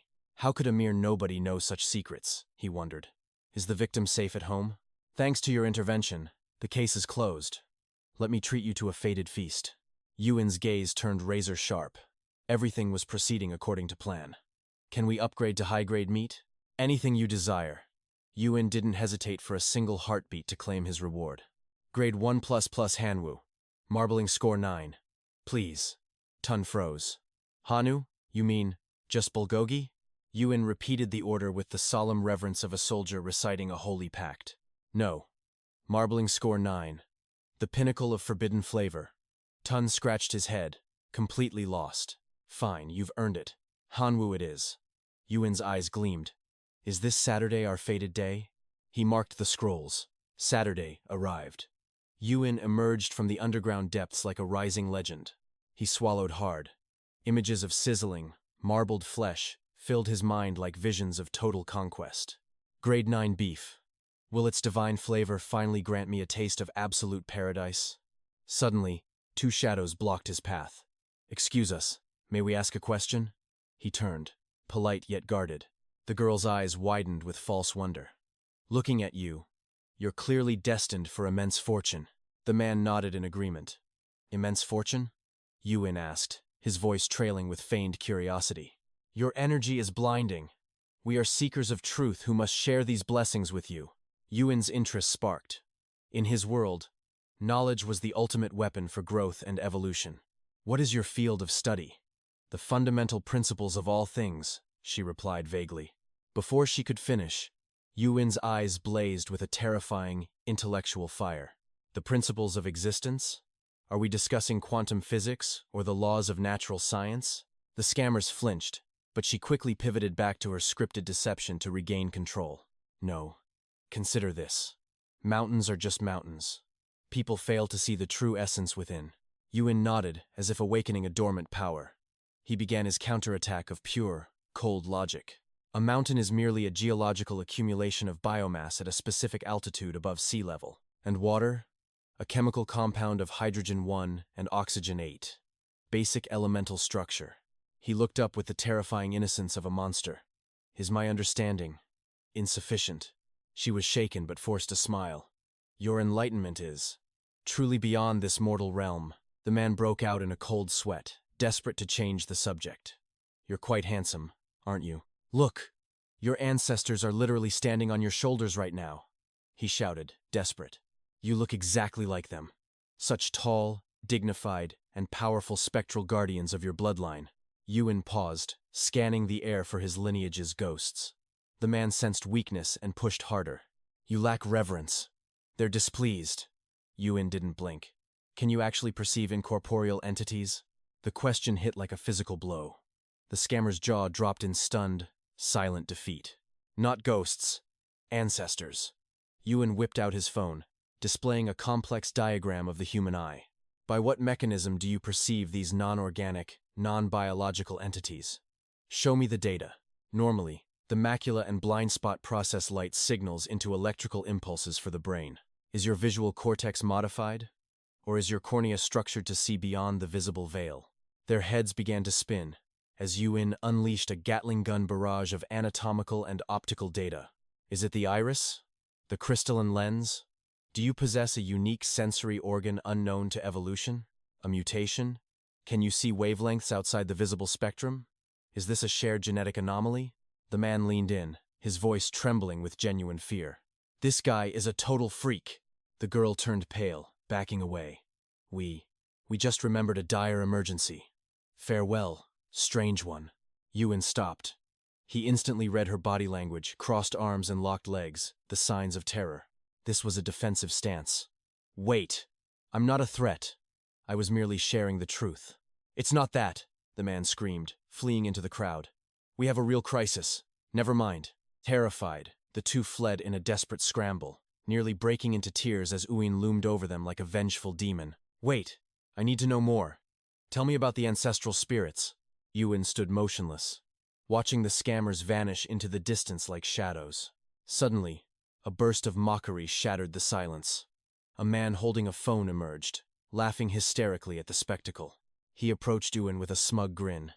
"I'm Chris, the mastermind behind the White Rabbit channel." "YouTube?" Yuan muttered. "Exactly. People love watching fools get played. It's pure content. But your reaction? That was legendary." He tilted his phone. "Can I post this masterpiece?" Yuan's refusal was instant. "No. That would be abnormal."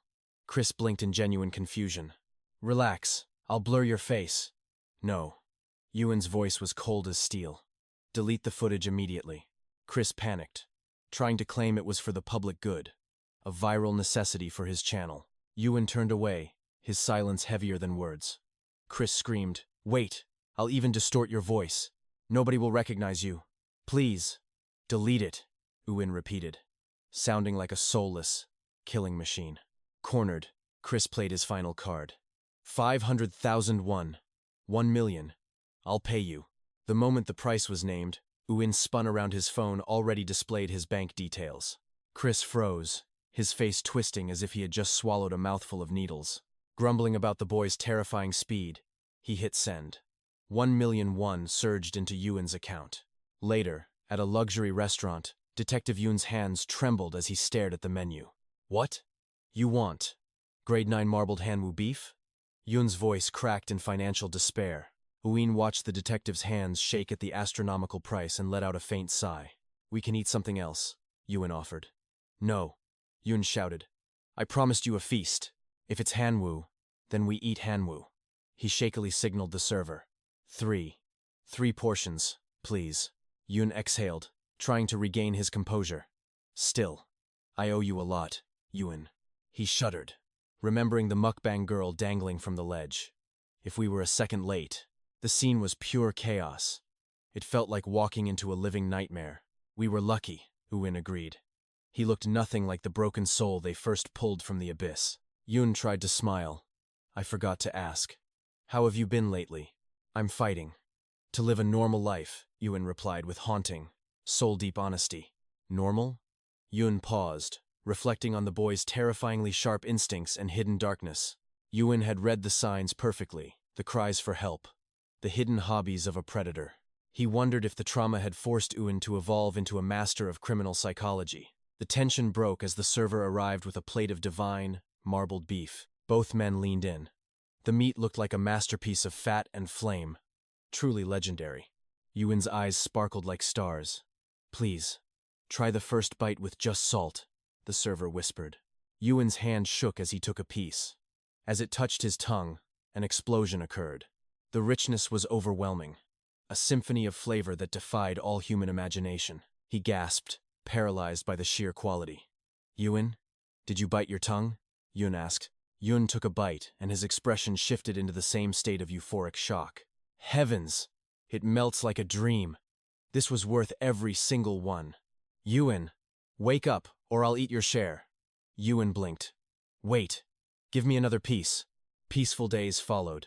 Yuen settled into a quiet rhythm, far from the cursed battlefields of the past. He focused on his studies, even helping 𝒂𝒏𝒆𝒄 with her lessons at the kitchen table. His bond with 𝑗𝒆𝒂𝒏𝒆𝒅 deepened through quiet afternoons spent in the library's golden embrace. Then, the destined day arrived. A chilling autumn wind swept through the city streets. Banners fluttered at the gates. The air was thick with the heavy scent of destiny. Good luck, seniors. Yuen looked up, walking toward the gate of his final test. 𝒌𝒊𝒍𝒔 High School. The sign loomed ahead, marking the start of a new war. A new chapter begins in his desperate quest for a mundane existence. At the District 10 testing site, a suffocating tension fills the air. Countless youths gather outside, brandishing banners of hope like shields against fate. Amidst the chaos, Yuen slips into the arena like a ghost. He takes his seat, the battlefield lines drawn on paper. Let the slaughter begin. But as the exam ends, he exits the gates, hiding his face in sheer agony. I've made a fatal error. He watches the others celebrating their humanity, while he stands alone in the shadows. His parents' words haunt him like a sacred vow. Just stay healthy. Live a normal, ordinary life. A heavy sigh escapes his lips. How can he face them when he's become such a monster? He reaches his sanctuary. 𝒂𝒏𝒆𝒄 rushes forward, her eyes wide with interrogation. Well, how was the battle, brother? No words are needed. His face is a mask of tragedy. 𝒂𝒏𝒆𝒄 recoils, sensing a devastating defeat. He brushes past her, a hollow shell retreating into the dark. Did he fail the mission? 𝒂𝒏𝒆𝒄 whispers. She trembles. She'd seen his talent before. It was like a demonic dance of ink and logic. Are you okay? Is it that bad? Yuen lowers his head, his voice a low growl. I overestimated my own restraint. 𝒂𝒏𝒆's heart skips a beat. Did the pressure finally break his mind? It's okay. She lies. Everyone fails sometimes. No one will blame you. Yuen only nods, retreating into the bath to wash away the stench of perfection.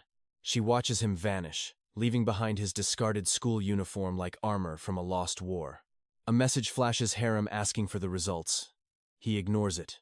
All that training turned out to be a curse. He drags his weary soul into the water. 𝒂𝒏𝒆𝒄 watches, her heart heavy with a sister's growing dread. Suddenly, the matriarch calls, Is your brother home? Ask the hero what he wants for his victory feast. Mother, 𝒂𝒏𝒆𝒄 whispers, the hero has fallen. He looks utterly defeated. On the other end, his father panics. What? Yuen is crushed? Is the despair of failure that deep? Tell him it doesn't matter. I'm coming home with a feast to mend his broken spirit. Yuen emerges, cleansed but shattered. Was it truly that bad? 𝒂𝒏𝒆𝒄 asks. Mistakes are human, brother. Being human is no longer an option. Yuen clutches his face, his voice trembling with existential horror. I thought I succeeded, but I failed to fail. I should have made mistakes to stay normal. 𝒂𝒏𝒆's world stops. You mean you got every single one, right? Yes, he moans in agony. My body acted on instinct. I didn't even realize it until the end. A bolt of realization strikes 𝒂𝒏𝒆.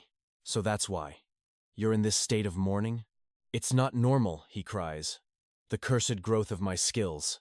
It's become something monstrous. My hands moved by themselves, like a demon general on a battlefield, striking without a single thought. I didn't even have to think. It was as natural as drawing breath. Terror grips 𝒂𝒏𝒆𝒄. Brother, keep this secret buried forever. Yuen merely ponders his own terrifying abnormality. 𝒂𝒏𝒆𝒄 glares at him, screaming internally at his twisted obsession with a normal life. Maybe you're wrong, she prays. Maybe you slipped up once. I truly hope so, he sighs. Let us consult the official scrolls, she suggests, to see if any humanity remains in your answers. No, he groans. I am doomed. Every choice I made is etched into my mind like a brand. You remember the entire sequence? Of course, he frowns. How could I forget my own actions? This is inhuman, 𝒂𝒑 gasps. But she steels her resolve to face the truth. She accesses the official portal of the Educational Institute. It's time to see the damage. It's here, she shouts. Ewan hides his eyes like a man facing a firing squad. Question 1. B. He recites without a moment's hesitation. Correct, 𝒂𝒑 whispers, her voice shaking. He begins a rhythmic chant of answers. 2, 3, 4. 𝒂𝒑 watches in absolute, horrified awe. A perfect streak. He continues, his voice turning into a cold, mechanical monotone as he recites the rest. 19 is 2. 20 is 5. Silence falls. 𝒂𝒑? Is there any mistake? She snaps back to reality. Did I get one wrong? He asks, pleading for a single flaw. 𝒂𝒑 checks the scrolls again, her face pale. A perfect score. Every single one. Ewan's voice remained cold and hollow as he mechanically recited the final math solutions, searching for any sign of failure. Inside, a desperate scream echoed. He prayed for just one mistake to prove he was still a normal human. 𝒂𝒑 stood frozen, clutching his hand with a grave expression, as if sensing the dark aura radiating from her brother. His world fractured into pieces. A perfect score. The ultimate curse of his own monstrous genius had manifested once again. Yet, 𝒂𝒑 erupted in joy, unaware that her celebration felt like a death knell to his dreams of normalcy. He scowled in silence. For a monster like him, the simple path of an ordinary life was an impossible dream. While his sister cheered for his brilliance, Ewan felt himself sinking further into a lonely, dark abyss. To the world, he was a god of intellect. To himself, he was an anomaly that shouldn't exist. Despair clawed at his throat. This perfection meant he would never taste the freedom of a normal life again. 𝒂𝒑's patience finally snapped at his grim reaction, her own frustration reaching a boiling point. Before the storm broke, their parents arrived, their voices filled with unsuspecting warmth and pride. The news hit like a thunderclap. A perfect score on the most brutal exam in existence. His mother gasped in disbelief, her earlier worries replaced by a surge of overwhelming triumph. Ewan emerged like a ghost, while his father dropped everything, paralyzed by the sheer shock of the news. Victory blazed in his father's eyes as he embraced his son, claiming this legendary bloodline as his own. The house filled with laughter as they debated which parent birthed this invincible genius. A celebration was declared. The father immediately began summoning their entire clan to witness this historic glory. He bragged to anyone who would listen, fueling the legend of Ewan's inhuman intellect. Ewan sat in the shadows, realizing his father was exposing his abnormality to the entire world. His father's vision was grand, mapping out a future of power, law, and absolute authority. His mother softened the pressure, asking the one question that mattered. Which throne did he wish to claim? His answer left them speechless. He didn't want power. He only craved a normal existence. Retreating to his sanctuary, he began calculating his next move, analyzing the path of the societal elite. He scanned the data of those who ruled society from within the shadows of order and law. A pattern emerged. Every successful life he studied shared a single, terrifyingly rigid foundation. They all thrived within a system of absolute rules, moving like clockwork within the established law. His eyes locked onto a profile, a high-ranking prosecutor who commanded respect through ironclad logic.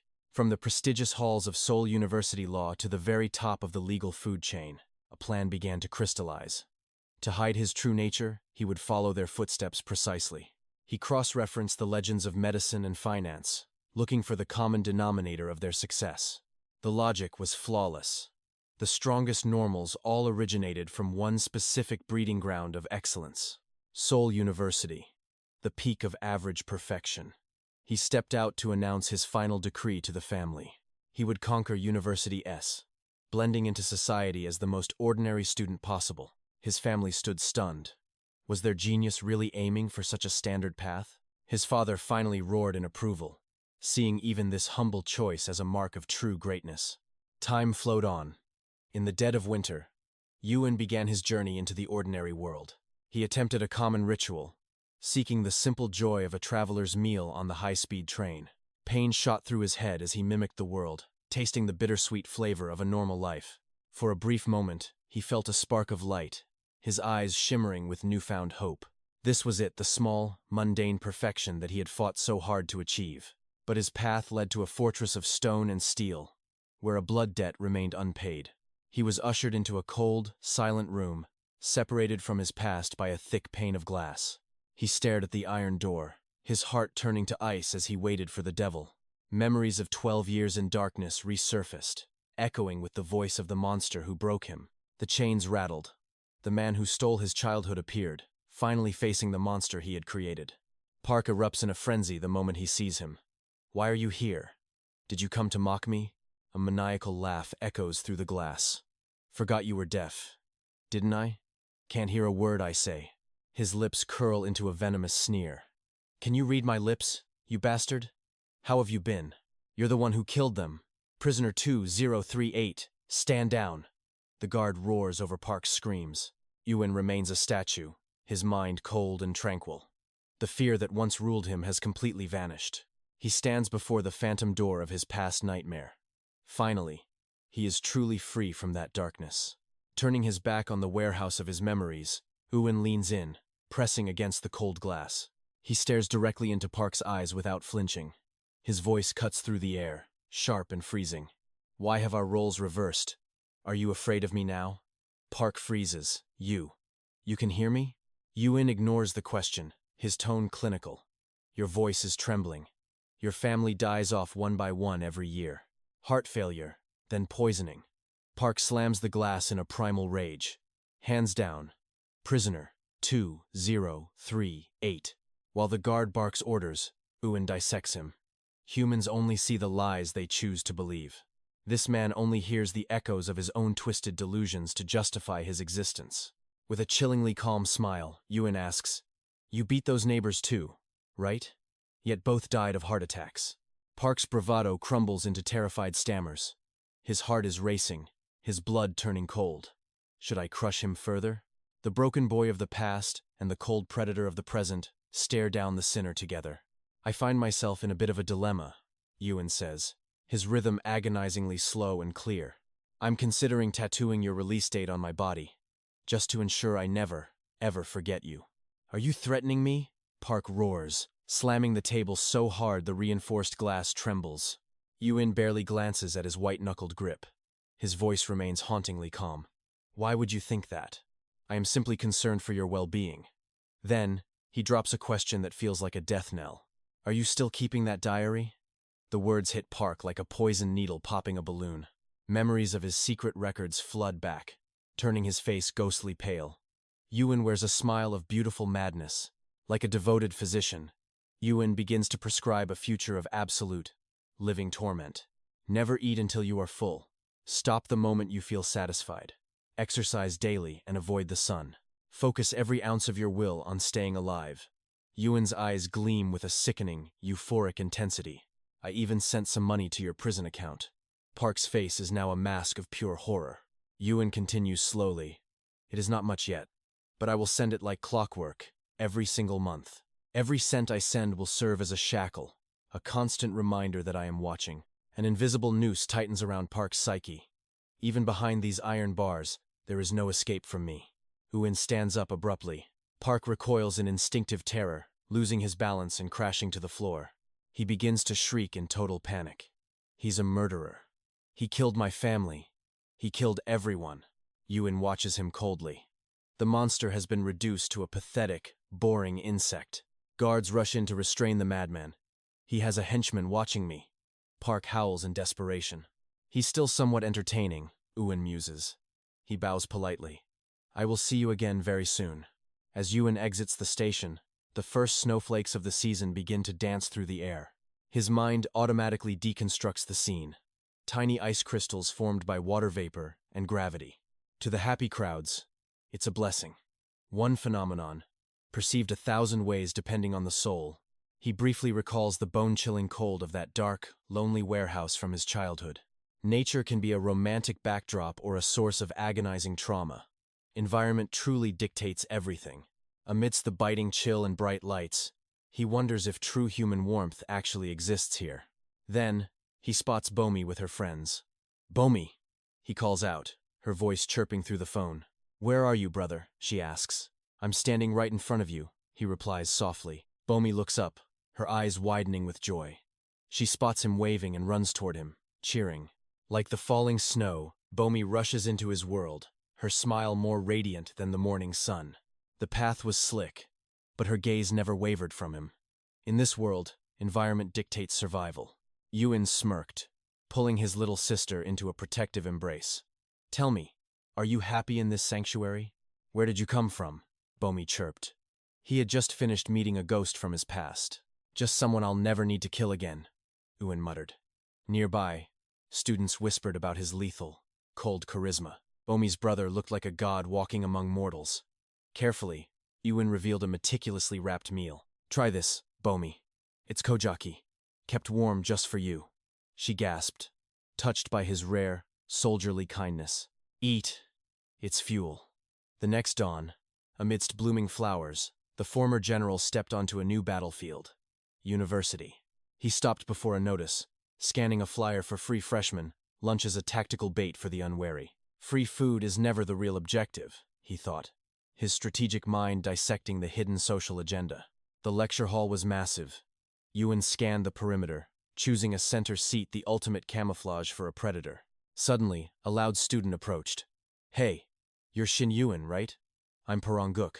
Let's be allies. Yuan's brain instantly retrieved the target's data from the freshman scrolls. A weak link, but potentially useful. Greetings, 𝒂𝒔. Let us maintain peace and avoid unnecessary conflict. The boy blinked, unsettled by Yuan's intensity. Whoa, you talk like an ancient manual. Anyway, you coming to the post-battle, after-school party? I am aware.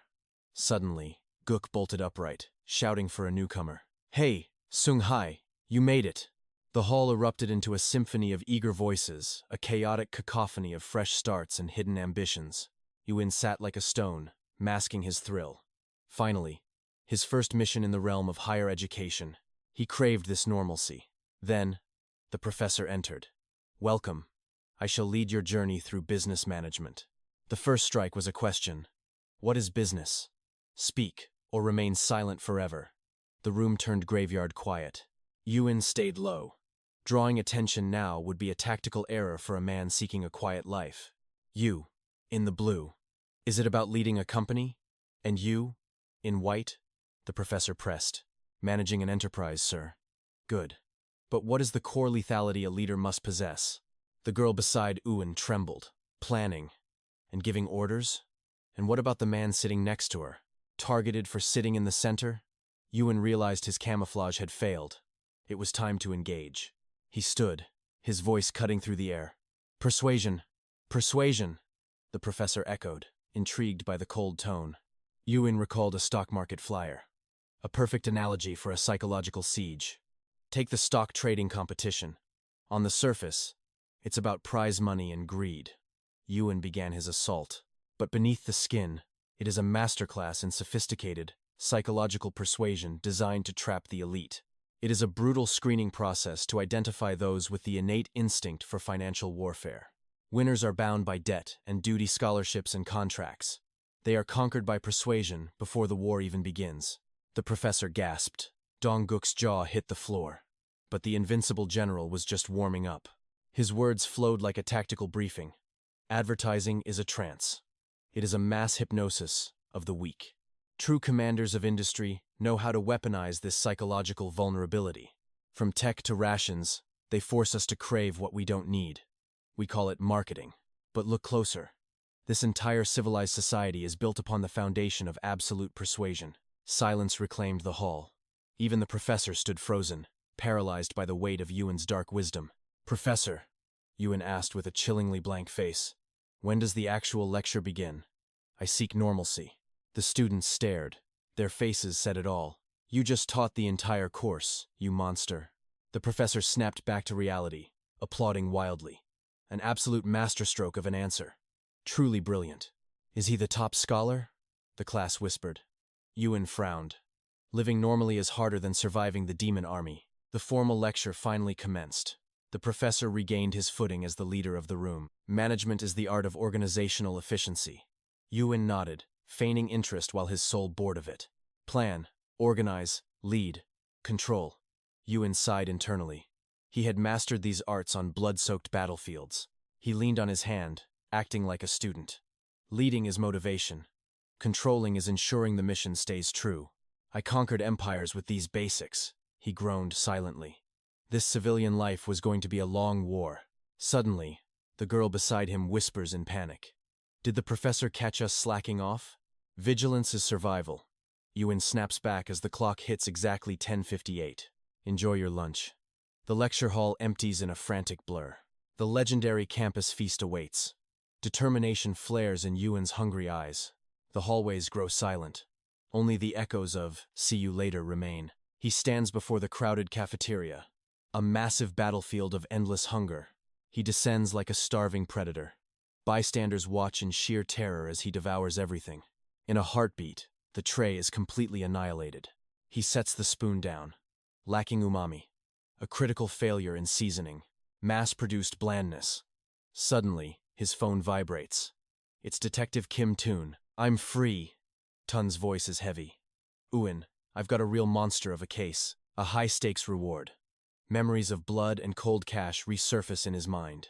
Does the target have an airtight alibi? The footage matches perfectly. Eat well, kid. You're going to need the energy. A lucrative cycle continues. Send me the data. I'm in. We talk face to face. Another notification flashes across Yuen's screen. Class cancelled. I'm ready now. Where are we meeting? Stay put. I'm already at the gates. Tun arrives in record time. Look at you. Becoming a real scholar? You're looking sharper than ever. Elite University S is no joke. The case. Give me the details. Tun reaches for the files. Forget the videos. Take me to the crime scene. Tun freezes. The scene? Theory is nothing without the scent of blood. Direct experience is the only data Yuen trusts. I want the truth. They arrive at a decaying, third-floor apartment. Let's move. Police tape seals the entrance to the nightmare. A nod to the guards. Yuen, are you sure you can handle this? A dark, dried pool of blood stains the floor. A chalk ghost remains. Yuen's eyes narrow. Time begins to rewind through his supernatural perception. The vision triggers. The door slams shut. The predator has found his prey. A flash of steel. The first strike rips through the victim's throat. No mercy. A second blade plunges deep into the stomach. Cold-blooded execution. He watched the life fade until the very last breath. Yuen scans the room. Targeted the throat first. A professional strike. This wasn't a kitchen knife. This was a calculated assassination. Incredible. Tun marveled at Yuen's inhuman ability to reconstruct the past. Any other leads? Nothing. Only the CCTV footage of the suspect. Yuen checks the iPad. No fingerprints. Perfectly clean. Too clean. Yuen's pupils dilate. A blonde man. They weren't strangers. 180 centimeters. Blonde hair. Soju bottle. Size 270 shoes. Tun confirms every detail. We already have him in custody. He's not the killer. Yuen's final deduction drops like a bomb. Why? All the evidence points directly at him. If evidence solved everything, then why did you call for me? Tun smirks. Defeated. Nothing gets past those eyes of yours. The suspect claims innocence. Now, the real hunt begins. A flawless alibi. Perhaps a bit too perfect. Tun narrowed his eyes. The suspect claimed he spent the night at a cash-only motel. Naturally, the security cameras were broken. Even the owner was too drunk to remember a single face. How convenient. The iPad footage paused on a single strand of hair recovered from the scene. Do you see it? Yuen's voice cut through the air like a blade. The weapon was long and razor-sharp. A sashimi knife. If we assume the killer is a master of this specific blade, the fog starts to clear. He explained coldly, criminals stick to what they know. Familiar tools minimize the variables of failure. And if we assume the culprit's hands are constantly submerged in water, it explains why there are 0 fingerprints, even though he rang the bell barehanded. Toon gasped. Is that even possible? Yes, Yuen confirmed. Chronic exposure to water and chemicals causes hand eczema, literally eroding the fingerprints away. He pointed to the stray hair on the glowing screen. This? It could be animal fur or a decoy.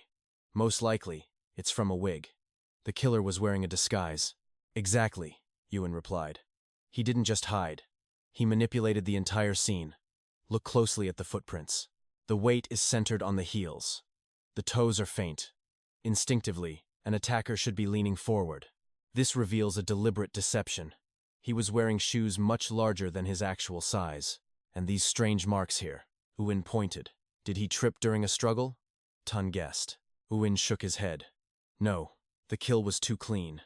A fall at this angle would have snapped a ligament or bone. But watch the exit footage. He fast-forwarded. The killer walks perfectly fine. No limp, no hesitation. Not even adrenaline can hide a shattered ankle. He used heel lifts. Then, he gestured to the culprit's blonde hair. Between entering and leaving, one lock of hair shifted. Real hair doesn't move like a cheap wig. The iPad's glow illuminated Ewan's cold, analytical face. He wore oversized shoes and a wig to frame someone else. Unbelievable, Toon muttered. Ewan continued. The killer had to eliminate the victim and the current suspect simultaneously. The victim was an easy target, but the suspect was much larger, harder to overpower. So, he chose a trap instead. Ewan pulled up the suspect's profile on the digital display. Height, 184 centimeters. Shoe size, 270. Naturally black hair. The police fell for the bait. Toon frowned, scratching his head in shame. He remembered shouting at the suspect during the interrogation. You dyed your hair to hide, didn't you? You think we're jokes? Tun sighed. I let my emotions blind me. My conclusion stands, Ewan said, pieces falling into place. The real killer's shoe size is 255 to 260. He knew the victim personally. He had every reason to frame the current suspect. He's a master with a sashimi knife, suffers from chronic hand eczema, and is highly educated and meticulous. Low-level criminals act on impulse. This was a perfectly choreographed stage play. But what's the motive? Greed? Revenge? Or a twisted love triangle? Ewan remained silent, his mind already diving into the next layer of the dark mystery. Common thugs use violence. The elite? They use systems. Ewan thought to himself. Suddenly, Detective Tun's phone rang. It's John. Sir, the hair from the scene. It's synthetic. It's a wig. What? Toon's jaw dropped in sheer shock. Ewan ignored the noise, focusing on the data. The victim and suspect were both struggling financially. A shoe size of 260 puts the killer around 170 centimeters tall, likely in his 30s. A memory flashed in Tun's mind. That worker at the sushi shop. That's him. He roared into the phone. John, the guy at the sushi restaurant. Arrest him immediately. The next day, Ewan's phone buzzed. Ewan, I love you. Tun's joyous voice exploded from the speaker. I'm not interested, Ewan replied flatly. But thanks for the 100,000 reward. The motive? He owed them money and killed them to erase the debt. Study hard, kid. Of course. Goodbye. As the call ended, a tall young man called out from behind him. Jinuin. Ewan turned, his brain instantly scanning. 178 centimeters, short hair, athletic build. It was his mysterious benefactor. Hey, I'm Kim Mansu. You were incredible back there, like a god-tier professor. I'm standing out too much. Are you entering the trading war too? Mansu points to the board. The whole class is mobilizing for it. If I don't join, I'll be a target. Should I step onto this battlefield? The stock market, a brutal ecosystem of predators and prey. Like antlions in the sand, waiting to drain the life from every victim. In this hellscape, ants are just fuel for the titans to devour. They buy in terror, desperately praying to glowing screens for salvation. But when the charts bleed, they crumble into total, tragic ruin. I should blend in, but I won't let my family suffer. A blood pact is made. Instead of the prey, I'll be the ultimate predator. A mask of normalcy hides my intent. Numbers dance like spirits before me. No joy, no fear. Cold logic only. Being normal is truly exhausting. A blue arrow strikes the floor. Total collapse. My heart remains ice cold. It's just a simulation. For now. But what if I let him out? How would my inner demon react to this chaotic battlefield? He sees the darkness I ignore. Awaken. Take the throne. A sinister grin spreads. The monster within has finally surfaced. He slicks back his hair, admiring the predator in the mirror. Long time no see, he sneers with absolute crushing arrogance. I'm far too handsome to be anything less than a legend. He reveals scars from 1,000 wars. Acting isn't my style. Fingers blur across the keys. He's hacking into the market's pulse, decoding complex AI and finance. This is his true, violent playground. Memories of the cage haunt him. Uin is slowly reclaiming his throne. If I don't prove my worth now, I'll vanish into the shadows. He glares at the volatile charts. The slaughter is about to begin. The sharks are moving. I see their footprints in the blood. Simulation is for children, Uin. It's time to play for real. Click. The hammer falls. The trade of destiny is complete. The blue sea of loss ignites into a pillar of crimson fire. Amidst his mad laughter, the prophets rocket toward the heavens. Don't work for money, he sneers. Make others bleed it for you. Ants exist only to be devoured. Next day, 10 a.m. class, right? Dongguk calls out. Yeah, I reply with a hollow mask. Students brag about 3% gains while mourning their pathetic losses. I listen in silence. Tomorrow morning, my real war begins. The professor drones on, his voice a soul-numbing, repetitive chant. Market share. Talent. Empty words floating in a dead room. The lecture is so tedious that even I start to drift away. To win, we must seize a competitive advantage, the professor declares. He freezes, spotting me dozing off.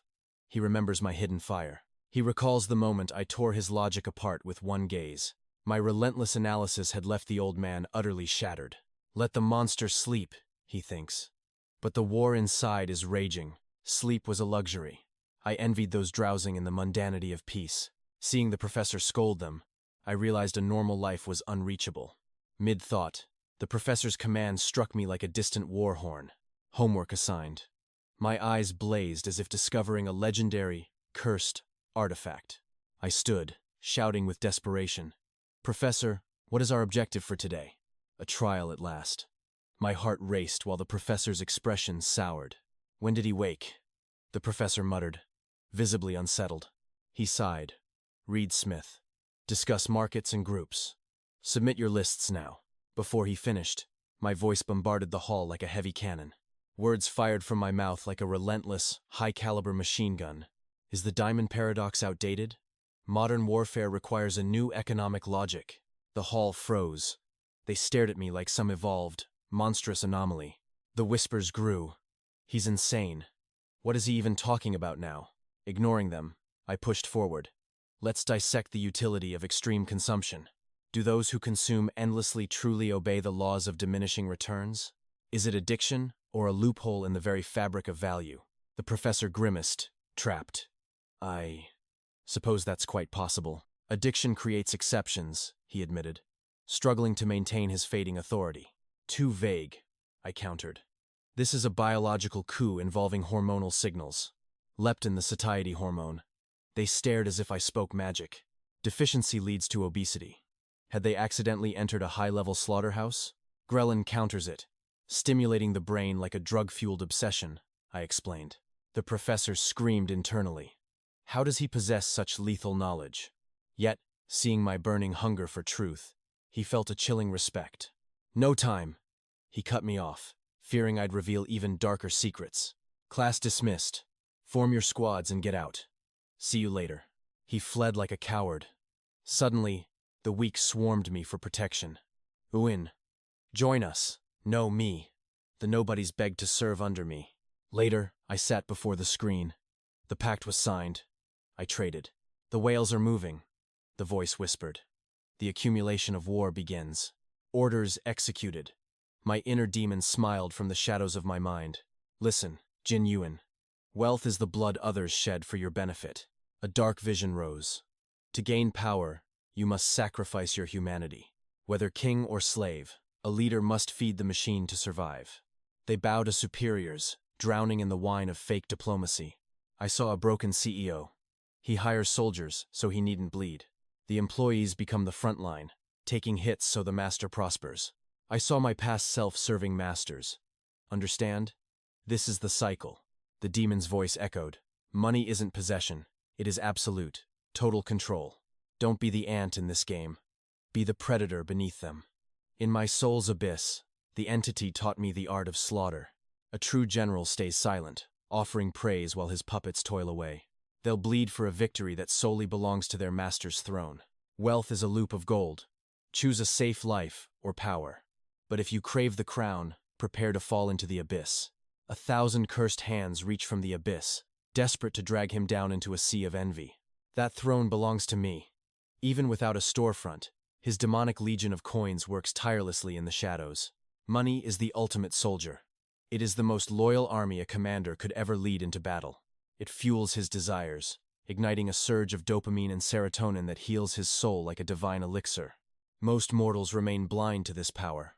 Once satisfied, the general sends his remaining forces back to the front. A new gold vein has been sighted, the commander thunders. Move out and harvest the Earth's very soul. His high-value battalions obey instantly.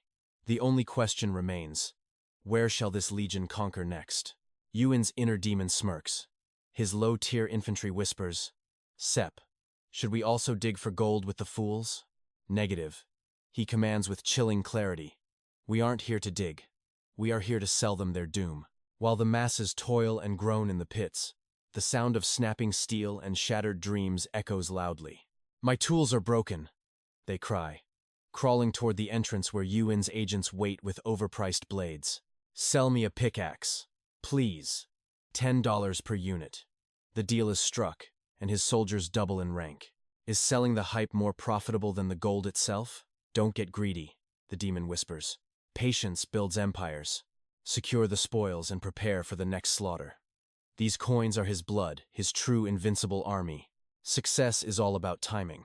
Now, he orders his entire force to invade the territory of 𝒌𝒊𝒏𝒆𝒅. He dissects a fallen cosmetic empire.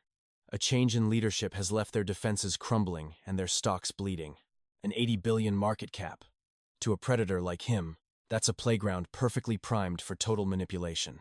The propaganda machine ignites. Breaking news: 𝒌𝒊𝒏 has discovered a miracle active ingredient for hair growth.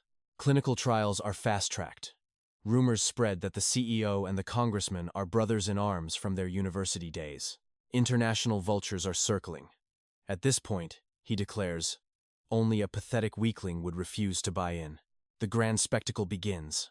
Blood-red arrows pierce the heavens as the media heralds a world-changing breakthrough. A local underdog has claimed the throne, developing the world's very first cure for baldness. Global scholars join the fray. The mindless mob surges, fueled by blind nationalistic fervor and intoxicating greed. Buy, buy, buy. From his high tower, Yu watches the herd. Humans are puppets, easily led by the crowd. This view is magnificent. It is time for me to join the final stage of the slaughter. Is this the trend? I can't be left behind. But then, the air turns cold. Total chaos ignites. Should we sell? Now. Panic sets in. Are you insane? We're retreating. Pull back. Pull back now. Blue arrows rain down like cursed spears, crashing through the floor. A devastating waterfall of debt drowns the weak. Amidst the carnage, Yu just smirks. Hold the line, he growls, his voice a thunderous challenge to fate. Do they think he's a novice? In his mind, he sees a raging ocean where thousands scream for mercy. Yet, his second persona sits calmly upon the violent waves, completely untouched by the surrounding storm. He ruthlessly tramples the desperate hands reaching up, using their shattered dreams as stepping stones to walk on water. The real-world stock market is nothing more than this brutal, unforgiving sea of shifting tides and blood. To him, the chaotic dance of red and blue is nothing but a tedious and predictable child's game. A massive red spike pierces the atmosphere, reaching for the stars. Finally, he whispers, the evolution is complete. This is enough for now. Satisfied, he returns to reality. I'm heading out. Yu calls to his mother.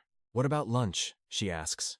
I'm already full, he replies, fueled by the souls of the defeated. At school, the air is thick with tension. I've gone too deep into this war to turn back now. The class ace, Dong-hun, brags loudly. I've conquered the market. 19% profit is mine.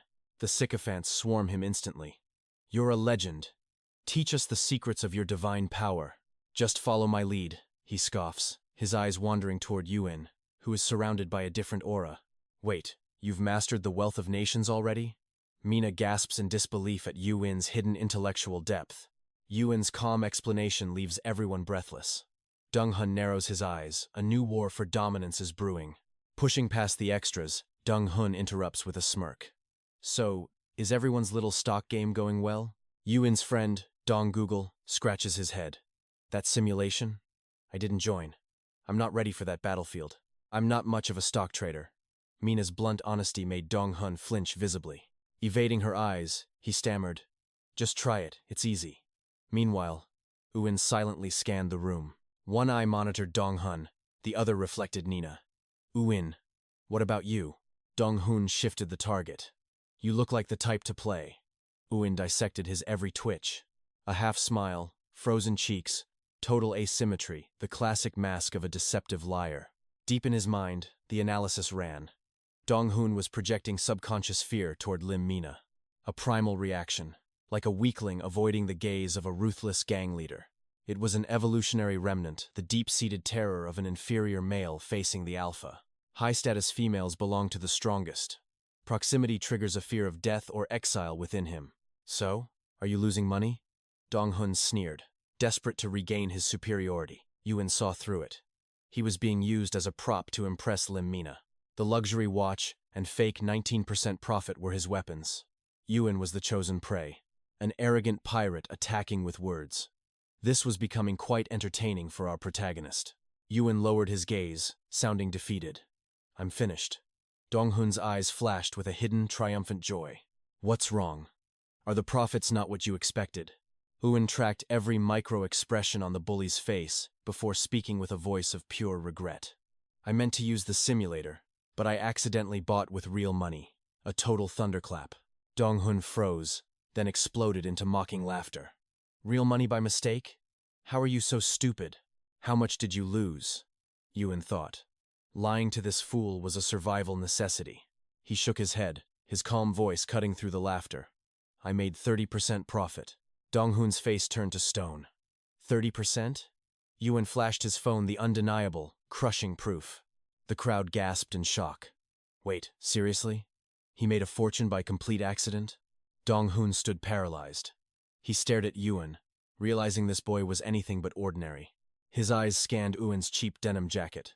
"This peasant," he screamed internally. "How is this possible? Old phone, no watch, cheap shoes. How did a nobody hit 30% profit in one day? Which stock was it?" While Dong-hun scanned him, Uin was analyzing the bully right back. He's hunting for a weakness. Anything to make me look inferior to his pathetic self. "Wait!" Dong-hun shouted suddenly. "Which stock? Let me see that right now." He lunged to grab the phone, but his clumsy hand sent the device flying into the air. Suddenly, time ground to a total halt. Yuin's brain entered hyper-analysis.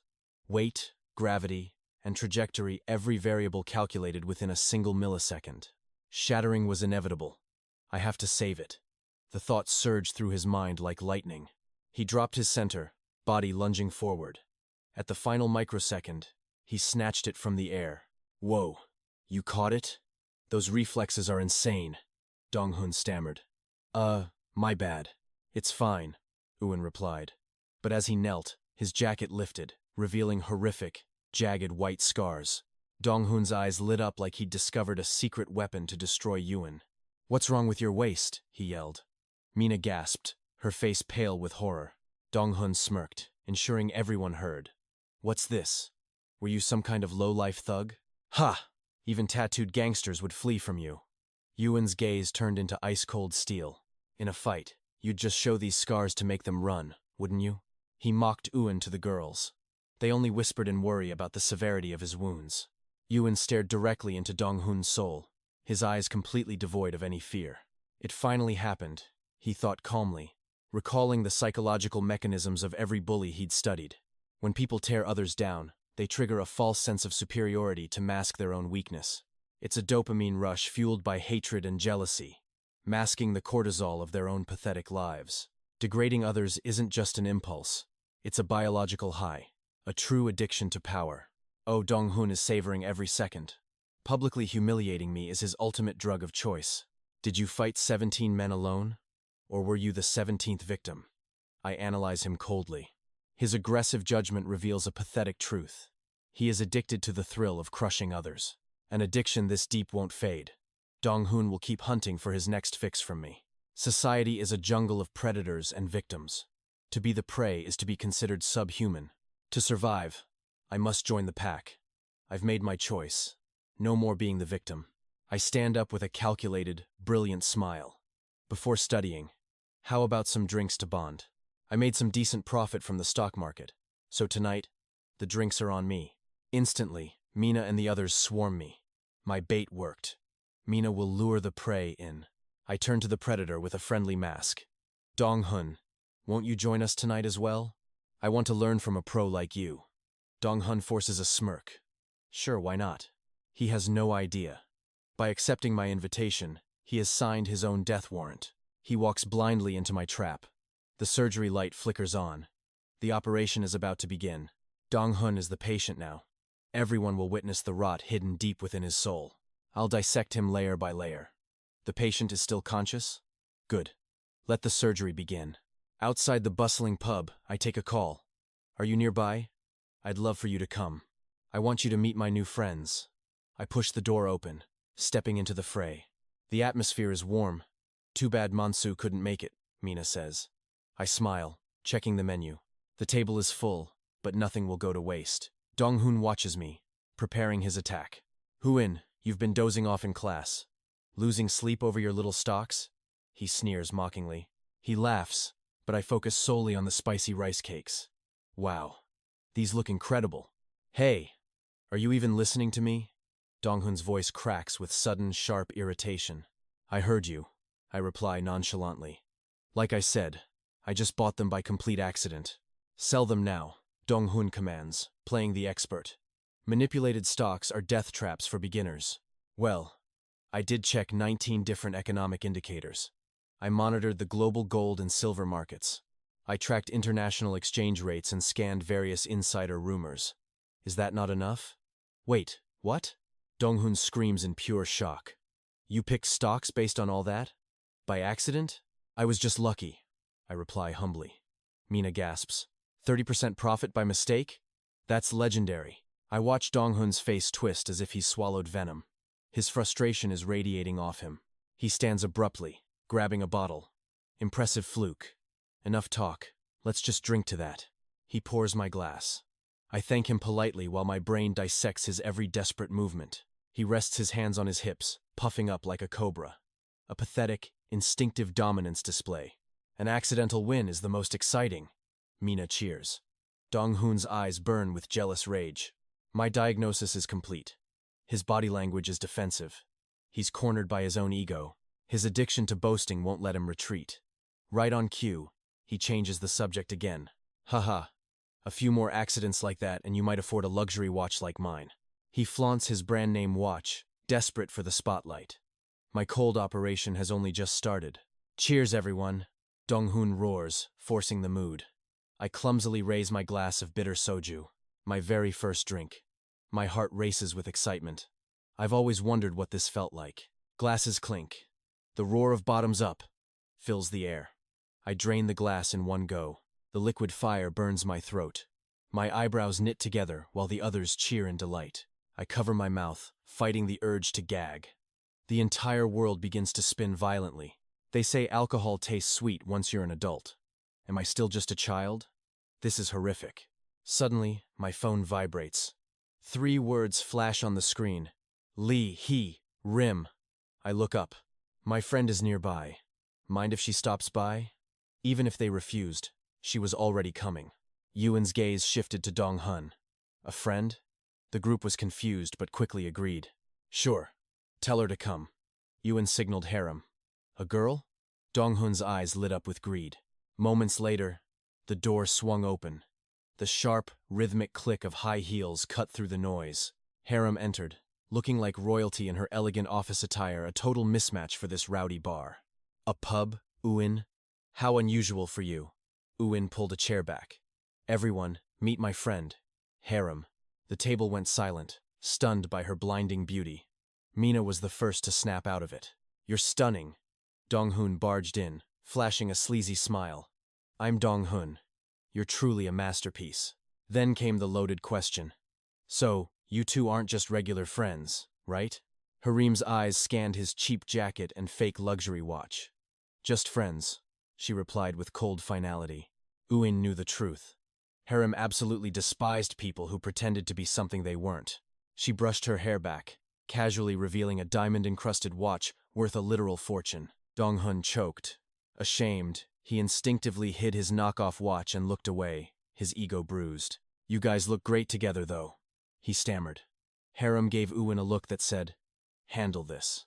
We are just friends, Dong-hun, Uin repeated, smoothly pivoting the conversation to kill the awkwardness. Junha, you have a swimmer's build. You're into free diving, aren't you? Junha gasped in shock. Wait, how did you know that? Uin just smiled. Just a lucky guess. The mood shifted instantly. The table became a diving seminar as Junha began explaining the craft. Uin then charmed Mina, talking about her favorite movies until the whole table was buzzing with energy. A few calculated words were all it took. Uin calmly observed the room. He was the conductor now. As the laughter grew, Dong-hun felt sidelined. For a narcissist like him, silence was impossible. His face was flushed red from the alcohol. The beast was finally starting to emerge. Hey, Junin, he barked. What stocks did you buy again? What was the name? Junin stuttered. You don't even remember your own investments? You're a loser. You need to focus. He turned his venom on Uin. Or maybe you're just waiting for a lucky break like him. One lucky win, and he thinks he's a king, treating us to dinner. It's pathetic, really. Uin remained unfazed. He was analyzing. The alcohol was stripping away the brain's logical defenses. The prefrontal cortex was failing. The primitive instincts were taking over. Judgment was dead. Everyone wears a mask. But the booze was shattering Dong-hun's, exposing the filth underneath. Dong-hun sneered at Junan's wrist. What is that garbage on your arm? It's a Hakuna Matata bracelet. For luck. Dong-hun erupted into a cruel, mocking laugh. Luck? From a cheap string? Real luck only belongs to the strong. Understand, you weakling? Alcohol doesn't change a man, Uin thought. It simply reveals the monster hiding within. Uin let his own mask slip just a fraction. This fool had just stepped into a trap. Dong-hun had forgotten the most dangerous person at the table was still watching him. 𝒉's lips curled into a dangerous, predatory smile. Is chasing luck really such a crime? She held up her perfectly manicured hand. Do you see this specific shade of red? They say it makes first love come true. Does that make me an idiot too, Dong-hun? 𝒉 believed the world revolved around her. She didn't care for the opinions of ants. Dong-hun, was it? Her voice was icy and detached as she looked him over. That fake watch and those knockoff shoes. Do they actually make you feel like a man? Did you think we wouldn't notice your fragile ego hiding behind those cheap lies? Boom! Dong-hun snapped. He lunged up, his chair clattering back as he screamed in fury. He was oblivious to the invisible threads binding his limbs. Uin calmly drained his glass. The stage was set. The puppet was dancing. Everything was unfolding exactly as planned. It was none other than Dong-hun. Meanwhile, 𝒊𝒆𝒂𝒏𝒆𝒅 lay in bed, scrolling through her phone with a triumphant grin. Her group chat was absolutely exploding. Hey 𝒊𝒆𝒂𝒏𝒆𝒅, when are you finally going to introduce us to your legendary brother? Can we come over with snacks? I'd pay anything for him to tutor me. 𝒊𝒆𝒂𝒏𝒆𝒅 chuckled. A tutor, huh? He'd probably find that quite entertaining. She recalled his explanations. Everything he taught became crystal clear, as if he possessed divine clarity. Her mind wandered to the years of life and experiences her brother had been forced to miss out on. A simple trip to the zoo or an afternoon at the beach, he'd endured a hellish reality while sacrificing all his desires. I won't let anyone lay a finger on him again, she prayed, as a dark, twisted vision clouded her mind. She imagined thugs cornering Uin, demanding his homework and food. 𝒊𝒆𝒂𝒏𝒆𝒅 snapped awake in a rage, pulverizing her poor pillow. If that ever happens, she vowed silently, no matter who they are, I will show them absolutely no mercy. How dare they even think of touching my brother? Her strikes were so loud her mother had to call out. 𝒊𝒆𝒂𝒏𝒆𝒅, is everything okay? Suddenly, the chaotic atmosphere froze as 𝒉's voice rang out, sharp and cold as a blade. I'm curious too, she stated, her gaze piercing through Dong-hun, whose face was flushed red from the alcohol. Those fakes you're parading around in. Do you truly believe they can salvage your cheap, pathetic pride? What? Dong-hun roared, his smugness twisting into feral rage. Uin watched in silence, observing the predator hunt. When 𝒉's prey begins to struggle, her contempt only deepens. To her, they are nothing more than miserable insects. Fakes? Dong-hoon shrieked, trying to drown out his shame with volume. Harem simply smirked, completely unfazed by his outburst. What is this? A toddler throwing a tantrum while showing off a piece of worthless, stolen candy? You're a joke. You just met me. Yet you have the audacity to judge me like this? As Dong-hoon stammered, Harem's dominance was absolute. Sensing he couldn't win, the coward turned to attack Yuin instead. Hey Yuin! Who the hell does this woman think she is, talking to me that way? Harem sighed in boredom. How childish. Do you truly enjoy mocking others just to feel important? You're the real intruder here. By what right do you call my things fake? Dong-hoon screamed, losing all control. Suddenly, slam! Harem crushed his words by slapping two massive checks onto the table. Dong-hoon's eyes bulged in pure, unadulterated shock. Your big mouth ruined the entire mood, Harem said smoothly, a smile of pure disdain dancing on her lips. Since I'm the one who ended the party, I'll pay. You look like you're starving for cash anyway. She glanced at Yuin. Yuin, I'm leaving. I can't stand this air any longer. She walked out, leaving a graveyard of stunned, breathless silence behind. The moment she vanished, Dong-hoon's barking started again. Yuin, what is wrong with that crazy girl? Unbelievable. She's the daughter of the SH Group chairman, Yuin revealed coldly. The room turned to ice. SH? That massive conglomerate? Exactly. After a heartbeat of silence, Dong-hoon let out a strangled, horrified scream. The SH Group heiress? The group began to whisper. How does Yuin know someone that powerful? Suspicious glares began to shift toward the trembling Dong-hoon. Wait, were his clothes really fake? I always wondered why he had luxury gear but no car. I bet all that talk about his stock market success was a total lie, too. Yuin calmly finished his meal, watching Dong-hoon's reputation crumble like ash. Seething with humiliation, Dong-hoon stormed out. He charged into the night, his mind snapped by rage. Stop right there. What did you say to me back there? He chased after Harem, spewing venom. Think being an SH heiress makes you special? Harem looked at him with pure disgust. My identity is none of your concern. You reek. Is even your perfume a cheap counterfeit? Dong-hoon turned purple with fury. But as he lunged forward, a mountain-like bodyguard blocked his path like an unbreakable shield. Who are you? The guard boomed. Dong-hoon's courage evaporated instantly as he stammered out a pathetic, desperate excuse. The next morning, Yuin dropped 3 massive research tomes onto the library table. You found all this alone? Mina gasped. How is there even time to read all this? Yuin remained calm, his gaze steady and unwavering. He began flipping through the pages, his eyes scanning with superhuman speed, his mind operating like a divine processor. Every second, an entire page of knowledge was scanned and etched into his brain. His teammates watched in absolute horror. What? What is he? Did he actually absorb all that? Yuin stood up. Use these as references. I've already summarized them. I'll be back shortly. As Yuin stepped out of the library, he found himself standing face to face with Dong-hoon once more. Yuin's cheerful greeting cut through the air. Project time? Dong-hoon rubbed his neck, a timid, weak nobody. Yeah, that's right. You too? Yeah, my crew is already inside. Yuin gestured calmly. Wait, what? Dong-hoon froze as the sting of last night's humiliation returned. Did he really think his fragile ego deserved praise? Judging me already? How childish. He dodged Yuin's gaze, stammering through a pathetic excuse. Oh no, I just forgot my laptop in class. He bolted away, as if chased by a vengeful ghost. Yuin watched him vanish. From now on, Dong-hoon wouldn't dare cross his path again. Perfect. One piece of his normal life was restored. The problem was solved with natural precision.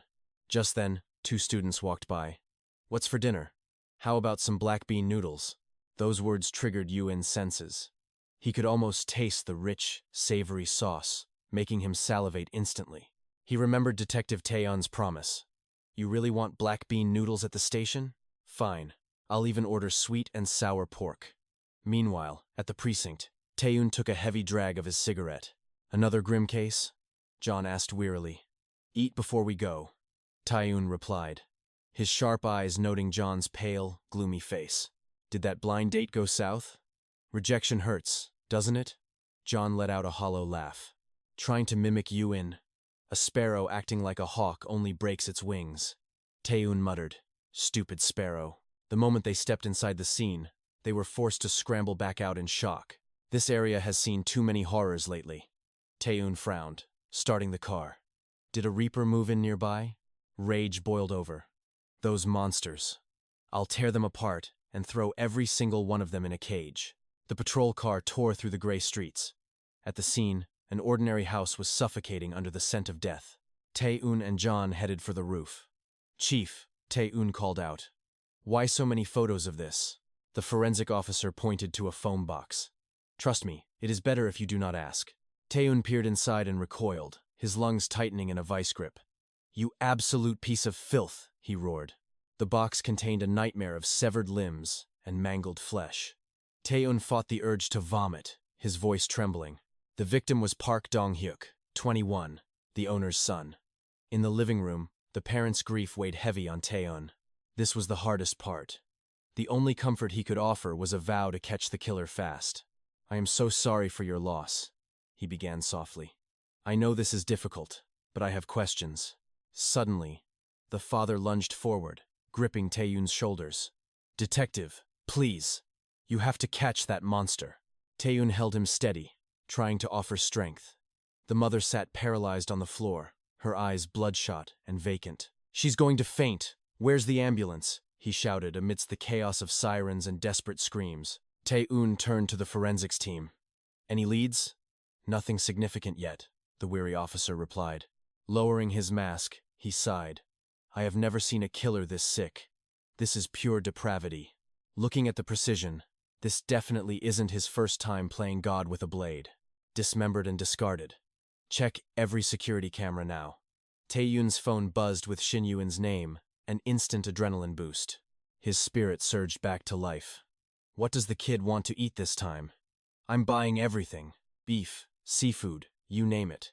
After class, step through the gates and hit dial." "Hello, detective." "Oh, Yuin. What a surprise. You actually called me first?" Tae-eun's voice crackled with excitement. "It is nearly dinner time. Have you eaten?" Yuin asked, while his friends Mina and Mansu groaned in exhaustion behind him. "My hands are numb from that exam. I've lost my fingerprints. Call a taxi. I can't walk another step." "Not yet," Tae-eun replied. "Looks like dinner is cancelled for me. Are you at a crime scene?" Yuin guessed. "Yeah, but this one is intense. Can I come?" Yuin offered. "Maybe I can provide some insight." Tae-eun's face lit up with a massive grin, his voice booming loud enough to shatter eardrums. "Incredible! I'd love to have you here." His roar made Yuin flinch and sent his friends stumbling back in shock. Whose voice was that?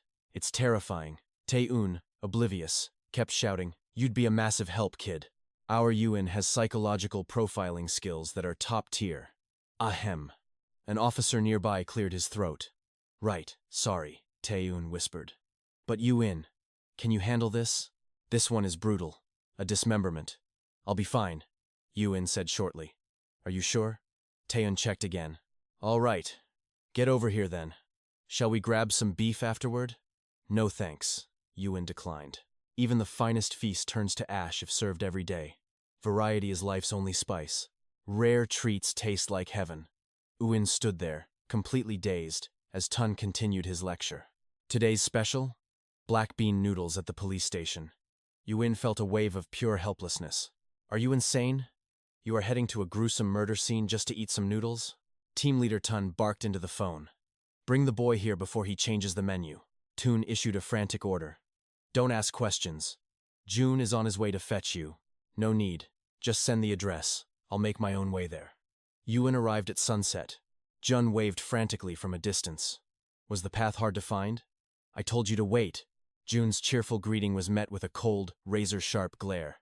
This situation was far from normal. Being escorted by a police cruiser under the public's judging eyes felt like a total nightmare. "You look like a typical student. Leave your bag in the car. Let's get moving." "I am a student." Run laughed, asking a warm-up question. "Guess what I ate for lunch?" "Beef tripe soup." Yuin answered instantly. "You did not brush your teeth yet, did you?" Yuin scanned the apartment like a predator. "Forget the pleasantries. Where is the body?" he demanded. "Looking for the corpse first? You sound more like a forensics expert than a student." The body was moved to the lab. Any photos? What about the one who found it? The victim's mother found the body. No suspects yet. Suddenly, a veteran officer blocked their path. Who is this fresh face? Tun smiled. This is the young genius I told you about. This kid is the psychological profiler? Is it even legal to bring a civilian in here? Just for a moment, sir. Tun pleaded with a grin. Please, keep this a secret, the old man grumbled. You're risking your career on a kid who got lucky a few times. Just ignore him, Ewan. Tun whispered. It does not bother me at all, Ewan replied coldly. His skepticism is natural. More importantly, show me the crime scene photos immediately. Are you sure? It is a bloodbath in there, Tun warned. Ewan's voice remained unnervingly calm. Hand them over. I can handle it. If you feel sick or dizzy, tell me at once. Don't push. Tun reluctantly handed over the phone. Scroll left to see the rest of the horror. Ewan shot a look at the meddling officer before diving deep into the gruesome digital evidence. Suddenly, his pupils dilated. The gears of a master profiler began to turn with lethal speed. These limbs were hacked, not sliced. The jagged edges suggest a manual handsaw was used. His mind entered a void of deduction, filtering through weapons until a small evidence bag appeared. What is this? We found that inside the body. We are still waiting for the lab results. These are fabric fibers. Cloth gloves are used by butchers. Ewan knelt by the foam box. This box is far too clean. Tun gasped. Do they usually lock their front gate? Yes, they do. The killer knew their routine. This was likely the work of an acquaintance. Ewan frowned, pointing toward the boundary. The shadow didn't use the gate. He climbed over. The wall is suspiciously clean. A spectral reconstruction played in Ewan's mind. He used his stomach. Height is roughly 170 centimeters. His motor skills are surprisingly poor for a killer. He is older than we thought. Who is inside the house right now? Ewan asked sharply. Just the father. The mother is at the hospital. Can I go inside and look? Take your time. Tun whispered. Ewan began scanning the room, landing on a shelf of trophies. Not a single family photo in sight. Only images of one man basking in his glory. A narcissist trapped in the past. High-end appliances everywhere, but the vibe felt hollow and fake. A facade of wealth hiding a failed business. The contradictions in this house were screaming out. Ewan confronted the father directly. Who hates you enough to butcher your family like this? The man froze in shock. I told you already. Nobody. I have no enemies at all. He's trying to manipulate us, but his defensive posture on that sofa betrays him. It's an immobilization reflex. Think back, Ewan warns. The father clutches his head, sobbing that he's never hurt a soul. Detecting a fracture in his resolve, Ewan strikes. The butcher shop. The father instantly freezes. The detectives stare in shock. The shop? The father gasps, lunging forward with desperate, bloodshot eyes. Ewan observes the shift. Leaning in a clear sign, he's hooked and ready to spill the truth. Butcher shop. He repeats it. Suddenly, the father snaps, smashing his phone in a violent, agonizing rage. That bastard, he screams. Was it Lee Seung-baeom? The room trembles with his sudden, explosive fury. Ewan remains a cold observer. The real hunt starts now as the father collapses, shaking uncontrollably. His voice shatters with pain. Did that monster really do this to my precious son? Who is he? Ewan asks, his voice like ice. Does Lee Seung-baeom work at that meat shop? A nod confirms it. In that moment, the gears in Ewan's genius mind begin to spin rapidly. He scans every twitch. The hidden face, the tidal wave of grief, it's all a calculated performance. Is it the weight of a horrific truth? Or just a desperate survival instinct shielding a dark secret? The father finally breaks the silence. There was a man spreading rumors, lies about my boy. The image of Lee Seung-baeom haunts him. He's the butcher. I know he's behind this nightmare. Everything fits, he howls. We had a deal. We settled it peacefully. Why would he do this? Arrest him.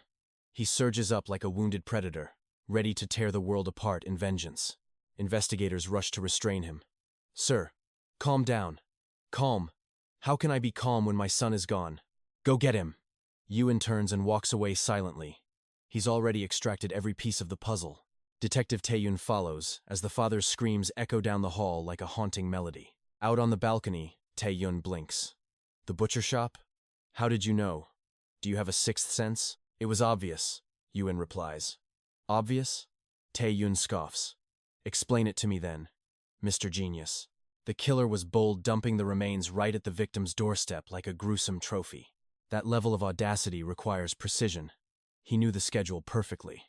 But why leave such sloppy evidence? Maybe he just missed some threads and fibers? Tae-yun suggests, trying to keep up with the logic.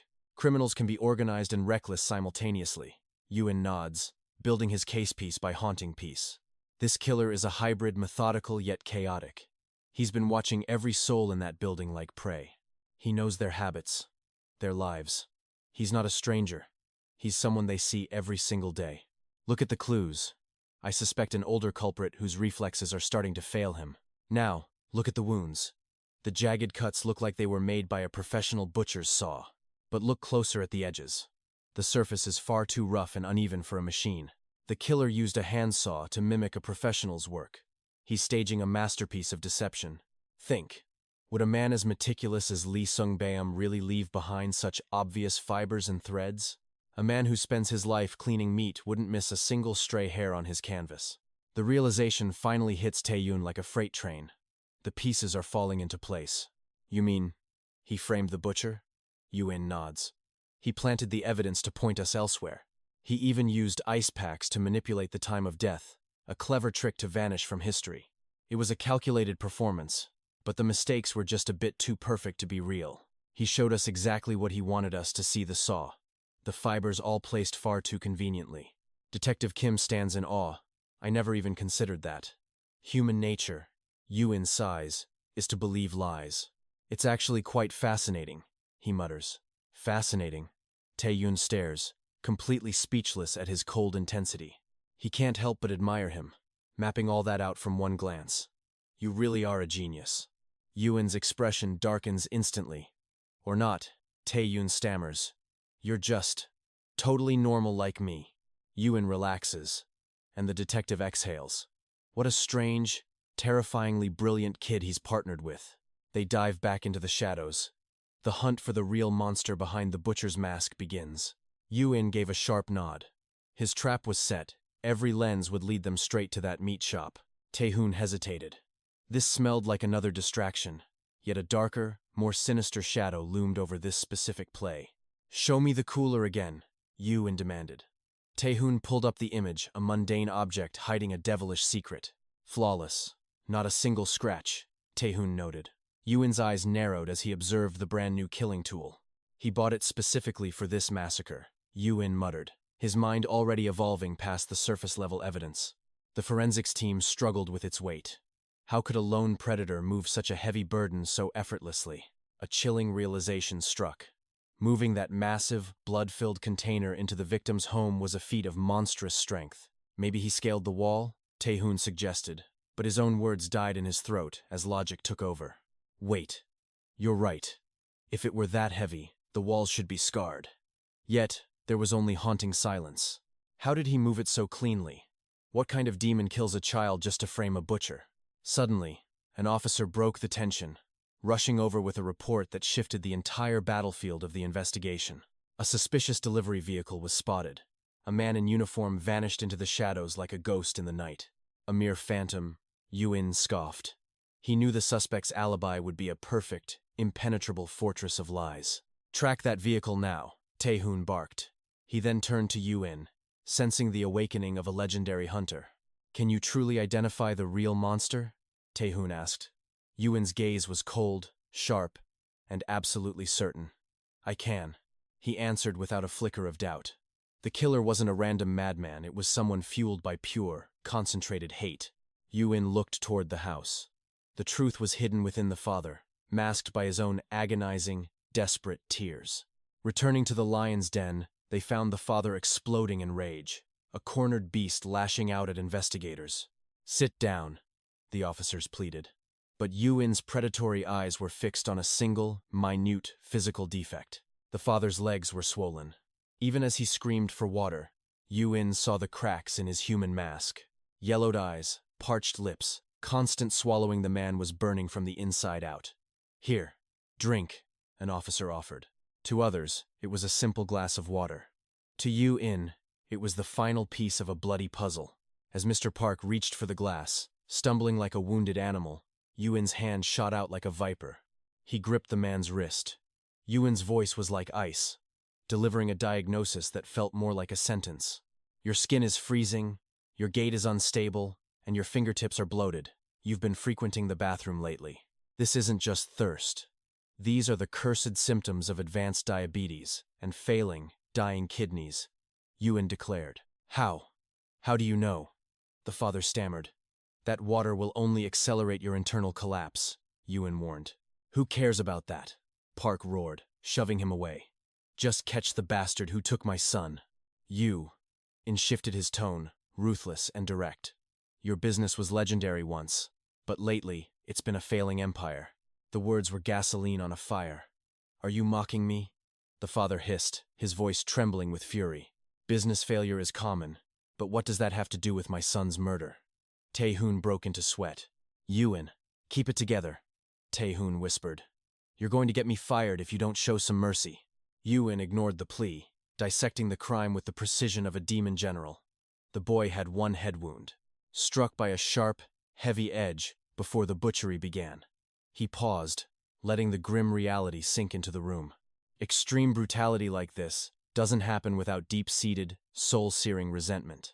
It's too personal, too calculated for a stranger. That's why I asked about your business. Could a simple butcher truly harbor such a world-ending grudge against you? Park stood paralyzed, but Ewan pressed on, his words carving through the father's defensive lies like a blade. Even when his daughter was hurt, that butcher chose peace. Does that sound like a man capable of this? Would he really leave such a horrific masterpiece just for you to find? Does his hatred truly run that deep? The seeds of doubt began to sprout within the other officers. The narrative of the case was shifting violently. He's right. No grieving father would settle for a deal they'd want the killer to rot in hell forever. We must face the truth, Ewan stated. The killer carried a personal vendetta against you. Who truly hates you? Think harder, Ewan commanded, his eyes pinning the man down. The clock is ticking toward your final judgment. Someone hates me? Besides the butcher? Mr. Park's world crumbled as he began to mutter in sheer, frantic confusion. 6:40. Time was a dying ember. Ewan stood ready for the final evolution of this twisted war. Think back. Ewan's voice dropped, turning ice cold. Memory stirred from 4 years ago. Then, his predatory gaze locked onto a stack of business cards. In a flash, he whipped out his phone, digging through the company's hidden digital skeletons. In this modern era, no secret stays buried forever. Everyone's past is just one search away. While the screen loaded, the father's gravelly voice confessed. 4 years ago, Jong Hee-hook was in a similar mess. A history of sexual violence. Ewan noted the subtle, chilling shift in how the man addressed his blood. My son, a term of endearment that had suddenly vanished from his lips. Now it was that boy. A psychological wall built to distance himself from a monster's crimes. Was it assault? Yes, the man admitted, his voice hollow. That was when my empire began its slow, painful collapse. Who was she? Ewan asked, as casual as discussing the weather. The daughter of a former employee. Park answered quickly. Did you settle? Ewan's questions drew blood, and the old man's patience finally snapped. I offered him a promotion. Kids make mistakes, right? I threw mountains of cash at them. It should have been enough, he roared. But those media vultures found out she'd taken her own life. Those bastards. They're the ones who really killed that girl. Ewan remained silent, but a dark realization blazed in his mind. Who was the girl's true executioner here? Maybe it's revenge, the man muttered. Ewan instantly sensed the discord in his shaky, desperate narrative. Calling a massacre, this matter was far too gentle for such a horrific, soul-crushing crime. Do you recall their names? It's been 4 years, the man stuttered. The details have faded into ash. I see, Ewan whispered, eyes lingering on the trophy shelf. High ego, even amidst total financial ruin. Suddenly, the atmosphere shifted. You enjoy your daily strolls, don't you? Every day for my health. But what's that got to do with any of this? Everything. Ewan cut him off. You've lived here a year. See anyone suspicious during your walks? Not a soul. Any new neighbors move in with you? No, I don't believe so. Ewan began weaving a psychological trap. Imagine that employee, fueled by hatred, plotting a legendary retribution.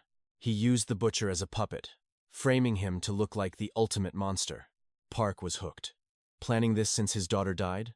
All this time for one strike? He spat the words through gritted teeth. Just as the hate peaked, 𝑬𝒏 shattered the theory. Actually, I'm crossing him off the list. What? Why? Give me a reason. The killer knows every shadow of this neighborhood. He's lived here, breathing the same air. Yet he never crossed paths with you. You saw nothing, and no one new moved in. Even a hidden predator triggers the human instinct for survival. Your body would have sensed the threat. That's the limbic system. If it were him, your soul would have recognized his killing intent. I must have missed him, Park stammered as a phone suddenly broke the heavy silence. It was the detective. We found the stolen car, abandoned right by the meat shop. Verify the butcher's alibi, now.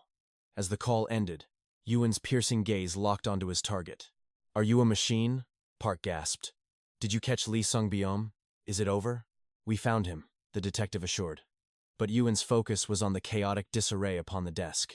Someone had frantically checked for something lost. In 𝑬𝒏's mind, the true scene began to play out. A father, stumbling out in a panic, crashing into the shelf and shattering his precious trophies. The puzzle pieces clicked into place. Every awkward twitch of the man's body revealed his hidden guilt. He was desperately trying to act normal, but in this house, normalcy had long since died. Faking a normal life is the hardest role to play. 𝑬𝒏's voice turned sharp and lethal. You want the killer? Then answer every question with total honesty. Anything, the man begged. Do you clean the table every day? 𝑬𝒏 started with a question that felt like a distraction. Yes. My wife usually, he froze. Wait, what's your point? My son is dead. Why focus on a table? 𝑬𝒏 didn't blink, ready to expose the raw, ugly truth hidden behind the father's facade. Your diabetes was a death sentence. But your son's failures were the complications that truly bled your empire dry. A former golf enthusiast, now a shadow of your former self. Your strength has withered significantly, hasn't it? A heavy silence fell as Toon stared at 𝑬𝒏. What terrifying game was this young man playing? Toon recalled the profile. A killer roughly 170 centimeters tall, aging, and physically declining. A cold shiver raced down his spine. Ever dreamed of being an actor? 𝑬𝒏 asked, his tone shifting dangerously. The question was a spark in a powder keg. What nonsense! Are you even a real cop? The man roared. I am. 𝑬𝒏's icy certainty left the father breathless. The old man turned to the other investigators in desperation. Is this kid insane? 𝑬𝒏 ignored him, turning to Toon. Detective, do you have any luminol on hand? Now? We're out of time, Toon grumbled, yet he sprinted to the scene for a spray bottle anyway. Without warning, 𝑬𝒏 plunged the room into absolute darkness. What the hell are you doing? Mr. Park's voice cracked with fear. Under the cold gaze of the detectives, 𝑬𝒏 sprayed the table's surface. Park turned deathly pale as a haunting, ghostly blue fluorescence began to bleed through the shadows.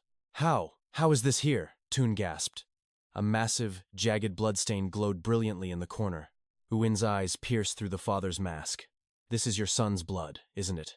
No, you've got it wrong, he stammered, before collapsing into a confession. Fine. It was Jong-hyuk's blood. We fought before he died. I just pushed him. Look, it's only in one spot. It was an accident. He pointed wildly at the floor. Check the ground. There isn't a single drop anywhere else. 99% truth, 1% lie, 𝑬𝒏 muttered, walking toward the display of trophies.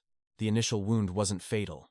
The real horror started after that. What are you talking about? Park screamed. 𝑬𝒏 reached for a heavy golf trophy, and Toon's heart sank. Tiny scratches marred the surface, but the top left corner had been polished to a suspicious, gleaming shine. That's a lie. Park howled like a wounded predator. Of course it's polished. Do you know its value? I won that with blood and sweat. I have to keep it clean. His voice reached a fever pitch. 𝑬𝒏 unleashed the luminol.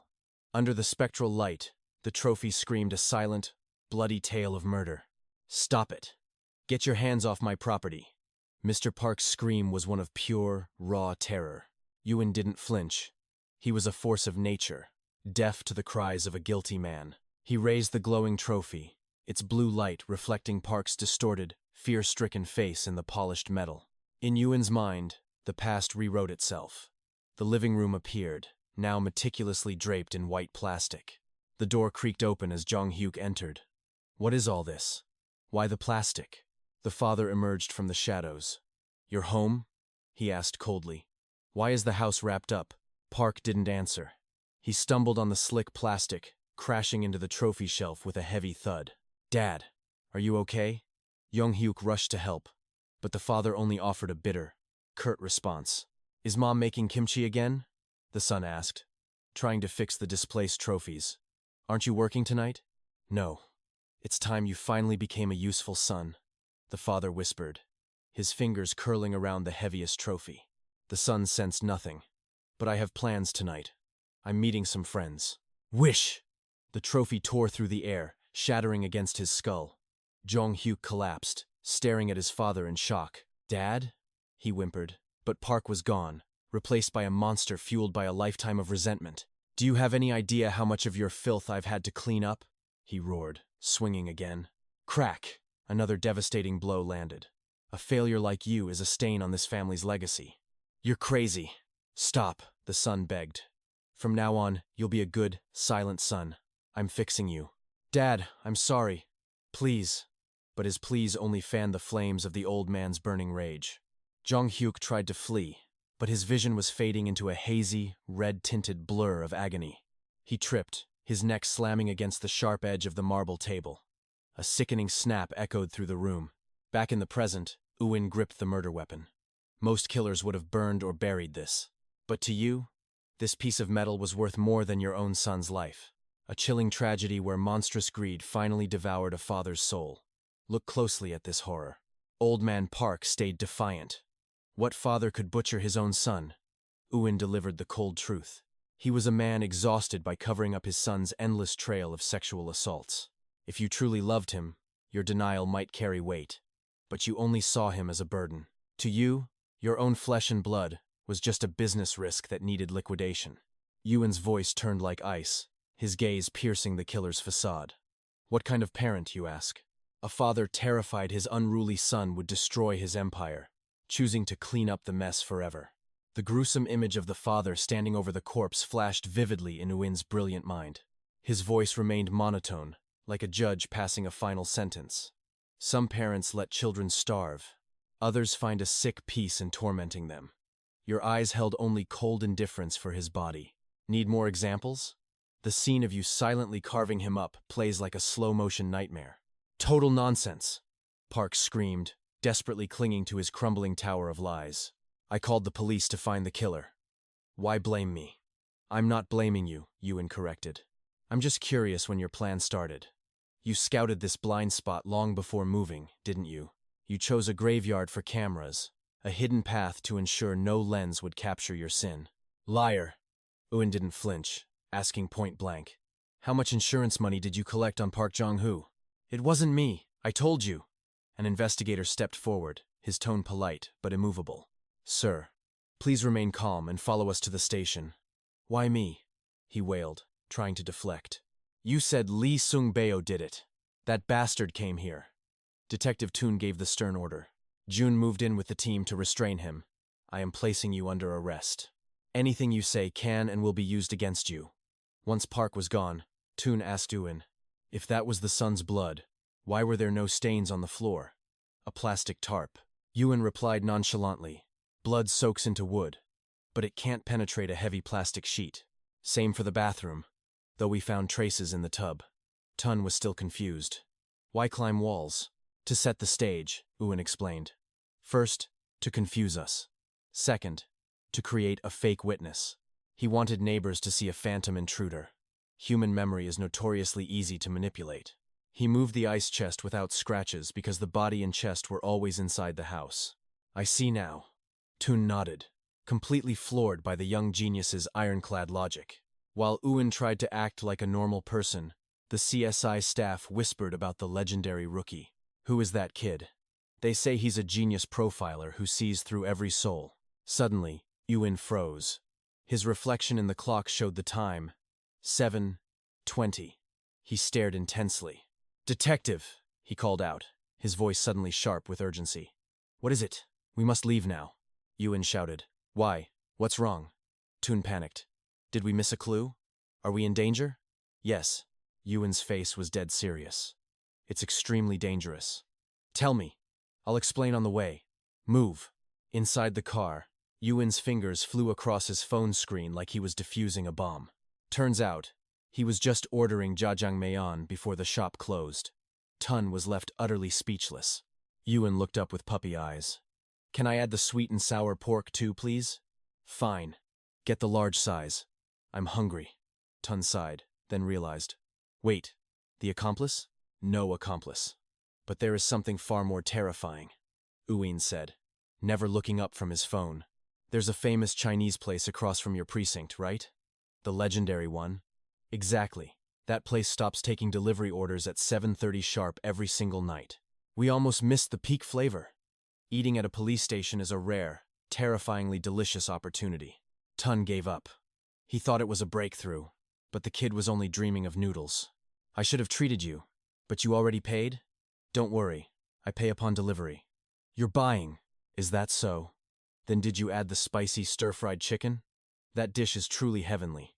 Even with his monstrous appetite, he never touches anything suspicious. At the station, eyes widen as Uwin obliterates food with terrifying speed. Watching him devour every bite, they can't help but wonder if the boy hasn't eaten in days. It's like he's been starving for an eternity. Where did the sweet and sour pork go? I haven't even touched mine. The captain suddenly storms in. Captain, why are you here? I heard the criminal was already in custody. Was it really the actual culprit and not just a suspect? Yes, sir. Please, have some of this pork, Captain. You boys eat up. But who is this kid? Is he the criminal? Sir, I told you. This is Uwin. The captain freezes. Is this really Uwin? It's been a year. The boy imprisoned for 12 long years. He's unrecognizable. He turns to the youth. Uwin, are you doing well? Why come here today? To report another crime? No, sir. I just came for black bean noodles. Ti-Yun quickly explains the bizarre situation. We crossed paths while returning to base, so I invited him for dinner. After all, our bond isn't exactly ordinary. Right, Yuen? Before he can finish, the captain smacks Ti-Yun. Why would you bring a civilian to a crime scene? Then, his tone softens instantly for Yuen. Are the black bean noodles to your liking, kid? The boy answers honestly. They're amazing. Eating at a police station has a legendary taste. This location is truly god tier for food. After finishing the feast, he thanks Ti-Yun for the generous treat.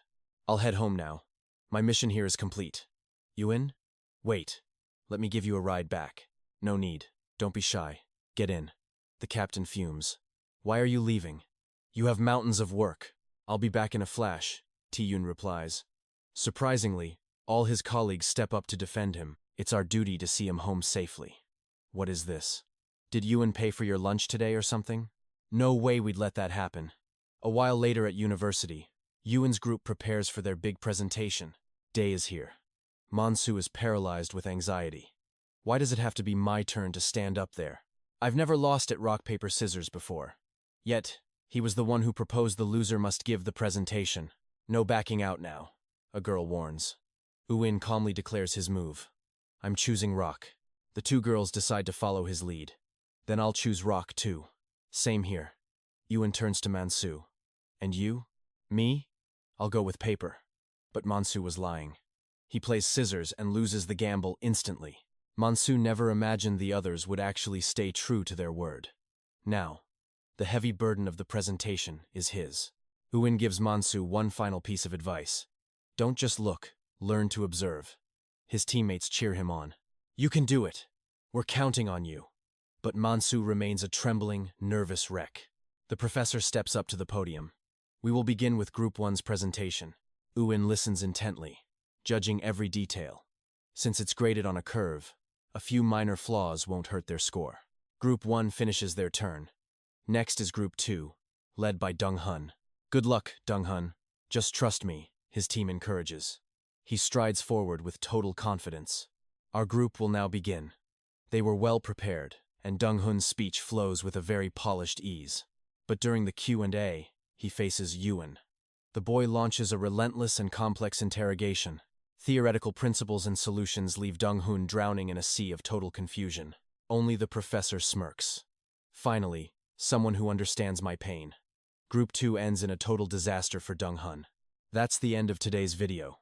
If you enjoyed this recap, don't forget to like for Go. Thank you all and see you next time.